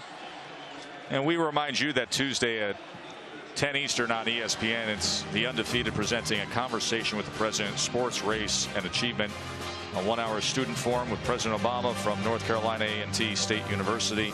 Stan Verrett's going to join the president. Be a frank discussion about the opportunity gaps faced by boys and young men of color. That is coming your way Tuesday at 10 Eastern on ESPN. And that is the 5th sack now for Bama. Season high.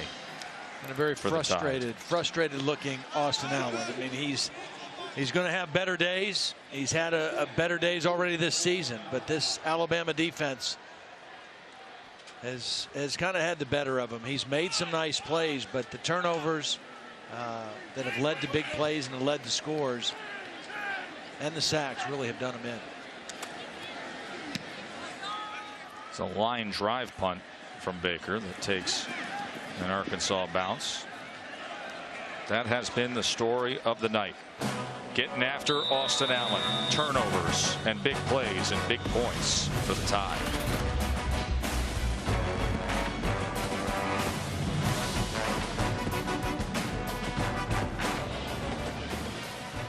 Well, Brett Bielema was a little upset earlier tonight. Saw that scene there.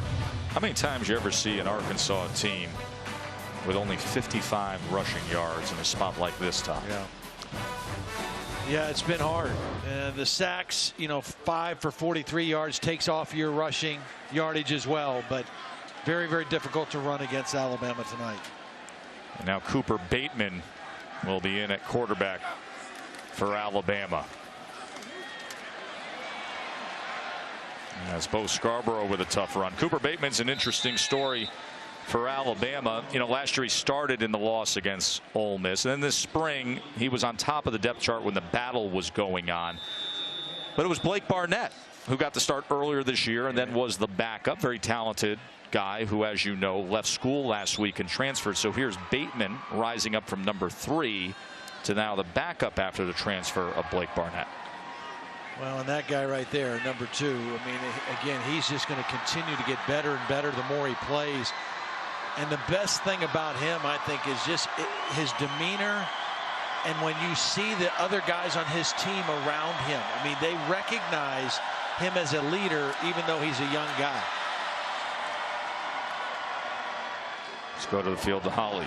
Well, Todd, I was thinking about that over on the sideline, watching Jalen Hurts sit in front of his teammates and talk to them. And I thought, you know, these are defending national champs. These guys have been to the top of the mountain, and this teenager is coming in, and they are all listening to him and respecting him. I'm not sure I've ever seen anything like it. His command and the respect and his presence over on the sideline has just been remarkable. Yeah, it's fun to watch. I mean, you can see it, and you can see the way his players and his teammates respond to him. And it's not just offensive players, it's defensive players too that recognize him.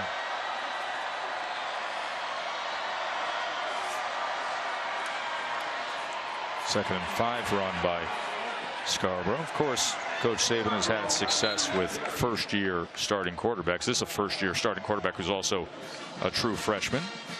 Our colleague Greg McElroy, 2009, of course, national championship. A.J. McCarron, couple of titles. Blake Sims had an outstanding statistical year that nobody saw coming. I mean, there's a guy that nobody thought was even going to play quarterback at a certain point in his career. And now Jalen Hurts off to such a dynamic start. By the way, son of a coach. Yep. Counts for something, doesn't it? Sure does. Yeah. Understands the game, understands team, understands leadership, sacrifice, all those things. Scarborough can't go anywhere that time as Austin Capps came into the backfield for the tackle. The scary thing is he'll keep getting better because they'll keep opening more of the pass game up with him. As his understanding and comfort grows, the more they'll do offensively with him. And I thought Nick summed it up, Holly, very well to us when we were talking about Jalen Hurts in saying he doesn't give me anxiety. I like that. He has the right stuff, doesn't get frustrated.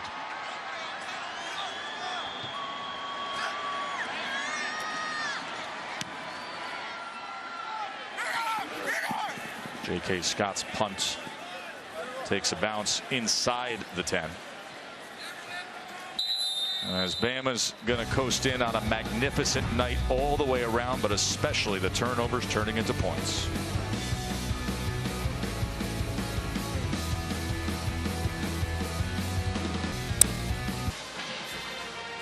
It's going to be a long shower for that guy, Todd. Hey, a reminder, Sports are at night with Bucci and Anderson's coming up after Washington State Stanford. Steve Levy and Rod Gilmore on the call of Washington State Stanford. We talked to Rod this week. We said, Rod, what do you got to see for a Stanford bounce back? And one of the things he brought up, we saw this last week, the offensive line issues. Hey, protect the quarterback better. Well, we were impressed with Washington and their strength and their front four. I think the two tackles in particular, they need to play better than they did that night, certainly. And Stanford has had great offensive lines, and this one is not quite up to par with what they are used to there on the farm. You know, we've talked about this Alabama defense glowingly tonight. And we showed that one graphic earlier of since the Ole Miss loss last year, how they've continued to play at a high level. You got to remember, they had 4 defensive starters drafted in the second round last year and last spring. And for them to just continue to pick up and play at this level, pretty amazing. Extending the play and getting it to Dominic Reed was Austin Allen. 20-yard reception. Yeah, since that loss to Ole Miss last season, Alabama, the best scoring defense, the best total defense in the FBS. And tonight, simply brilliant with the takeaways. 2 more touchdowns. 7 defensive touchdowns now on the season. Allen launching and finding Cornelius. Wow, what a throw and catch. Saw some arm talent going the opposite direction, cross field there. I mean, this is really good coverage by Anthony Everett, number 28. This ball is thrown perfectly right over the outside shoulder to the sideline to Cornelius.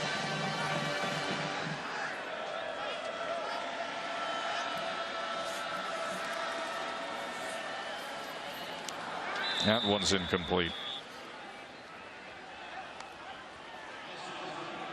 Got a glimpse of Ohio State before we went on the air today. I think they're wildly talented when you look at a lot of their personnel groups, some of the unit groups on that team. I think a lot of people across the country are probably sizing up Alabama and Ohio State, making the comparison right now. Well, coming into the day, I had Ohio State ahead of Alabama. I'm not so sure I wouldn't flip those after watching tonight, seeing this defense for myself with my own eyes. And then, you know, again, the reason I gave Ohio State the edge going into today was I just thought J.T. Barrett gave them the upper hand. He's got the experience. He's played at a great level. He's got the experience. But Jalen Hurts, boy, he's been impressive tonight. Impressive effort that time by Cody Hollister. Well, obviously, some backups in the game for Alabama rushing the passer. Not as much heat on Austin Allen, and he's been able to really sit back there and step into the last couple throws, and he's shown you his talent and his ability to throw the football when he has time.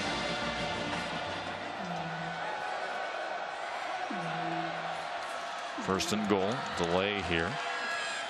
And a good surge that time to about the 2-yard line by Williams.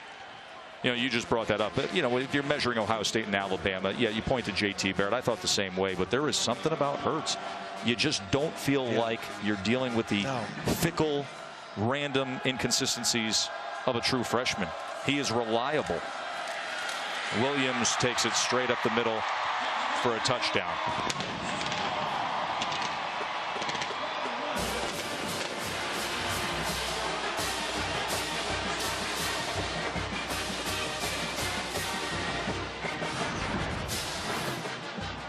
Take a look right up through the inside. Nice block that time by Dan Skipper. He's lined up on the left side. Frank Ragnow, the center, with a nice block.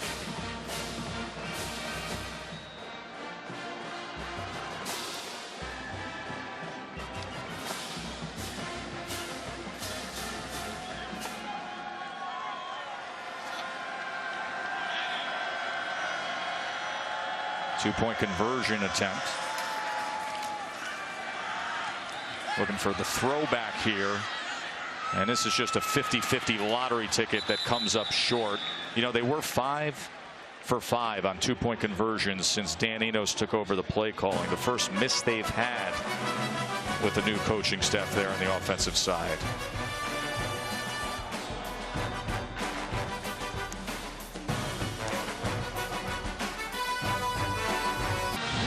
Regardless of the score tonight, a terrific performance from Frank Ragnow after losing his father, burying him on Thursday, and still playing in this game. Just a loving show of support from everyone on the field, including the officials, his teammates.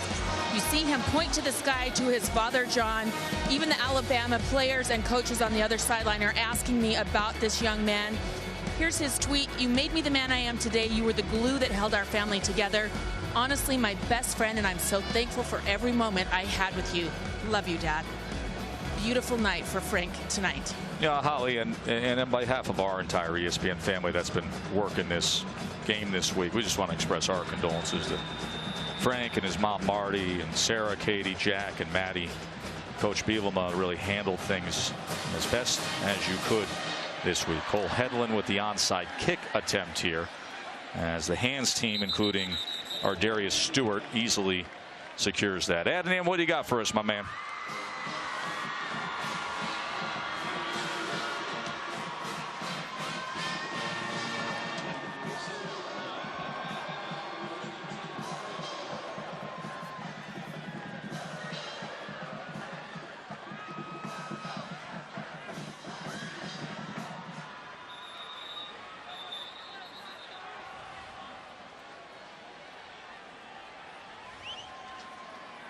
Always a interesting time in that rivalry. You know, the recent editions of this game have been closely contested. Last time Bama came up here was 14-13. There's no foul in the play. There's no foul in the play. It was just a block PAT that was the margin difference. Last year was a very tight game until Calvin Ridley had a long touchdown pass. But it was 7-3 late in the third quarter. But tonight, much different with all the turnovers and the pressure from the Bama defense. Two big defensive touchdowns, the big plays left and right. Tim Williams, a scoop and score. Minkah Fitzpatrick, 100-yard interception return touchdown. B.J. Emmons tripped up. Of course, the road ahead for Alabama. This is the month that will define them. At Tennessee. Tennessee has been in all these late drama games. They had one with the team that comes after them on Bama's schedule. Texas A&M winning in double overtime today.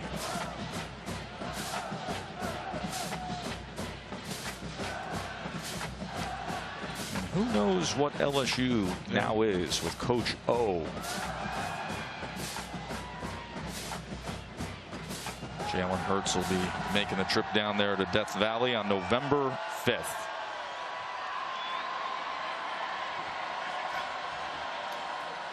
As Bateman's the quarterback with Emmons in there, the true freshman running back from North Carolina. Holly?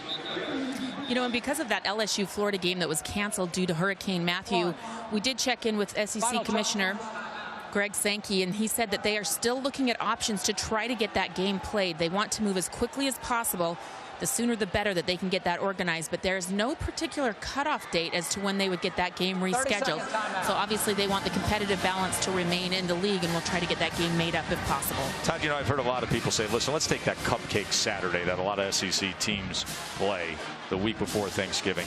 Pay those teams off. Give them walk-away money and play that game there. Yeah, that would make sense. I mean, obviously that game is significant for both teams, and for every other team in the conference that could be affected by it. So, yeah, they've got to figure something out and find some solution. That game can't just go away.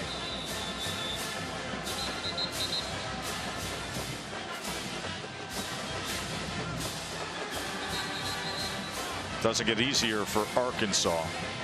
Ole Miss will be coming to town next week. Of course, Chad Kelly in the news for the wrong reasons this weekend. Kelly in that high-flying offense will be here. Of course, Ole Miss had Bama in a spot before the Tide rolled back, overcoming the largest deficit in Bama history. They trailed 24-3 in the second quarter against that Ole Miss team. So Chad Kelly, with the bye week, was back home in upstate New York, western New York, and Buffalo. His little brother was playing a high school game. There was a brawl in that game. Next thing you know, Chad Kelly's out there in the middle of a high school football brawl on the field, needing to be restrained. Yeah. Yeah, don't have a lot of details about his involvement, but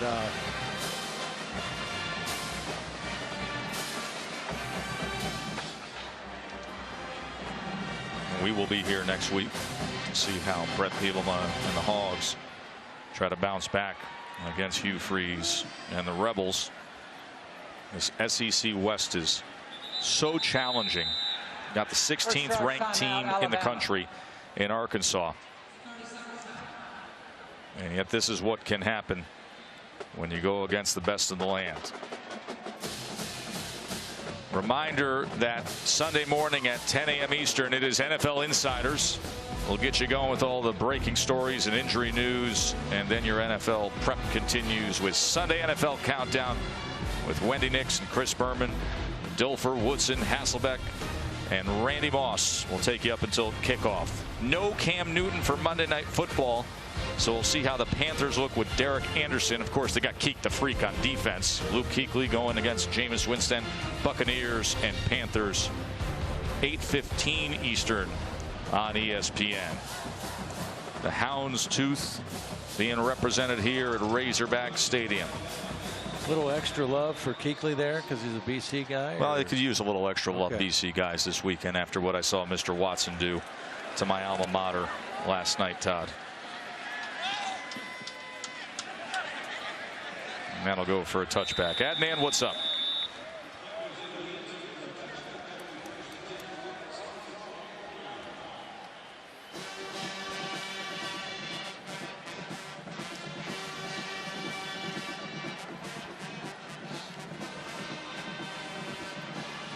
Looking forward to seeing Stanford and Washington State. That'll take you deep into the night, and then Sports Center to wrap up the whole day. Of course, I'll be channel surfing for a little college football final with Adnan, Danny, and Joey. I can, you know, typically we wake up early for those morning flights on Sunday morning, like 4 a.m., and it's usually still on with the guys who seemingly work about 24 hours on these Saturdays. Last 90 seconds, Austin Allen, as he goes underneath and gets that complete to Cody Hollister. But between the Texas A&M game and this night, Austin Allen has taken his licks. Yeah, he'll probably have a similar week of preparation and treatment, trying to get his body refreshed before the Ole Miss game next week.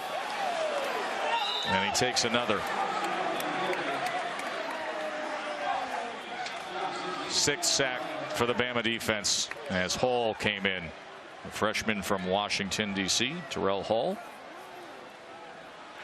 You know, it's interesting, that Texas A&M game, you know, we showed you he was battered, he was down, he threw for 371 yards, had 156 in the fourth quarter. He's got 371 right now tonight. Yeah. Had 371 against Texas A&M as well. The difference tonight, the 3 interceptions and the fumble that was picked up and scored, return.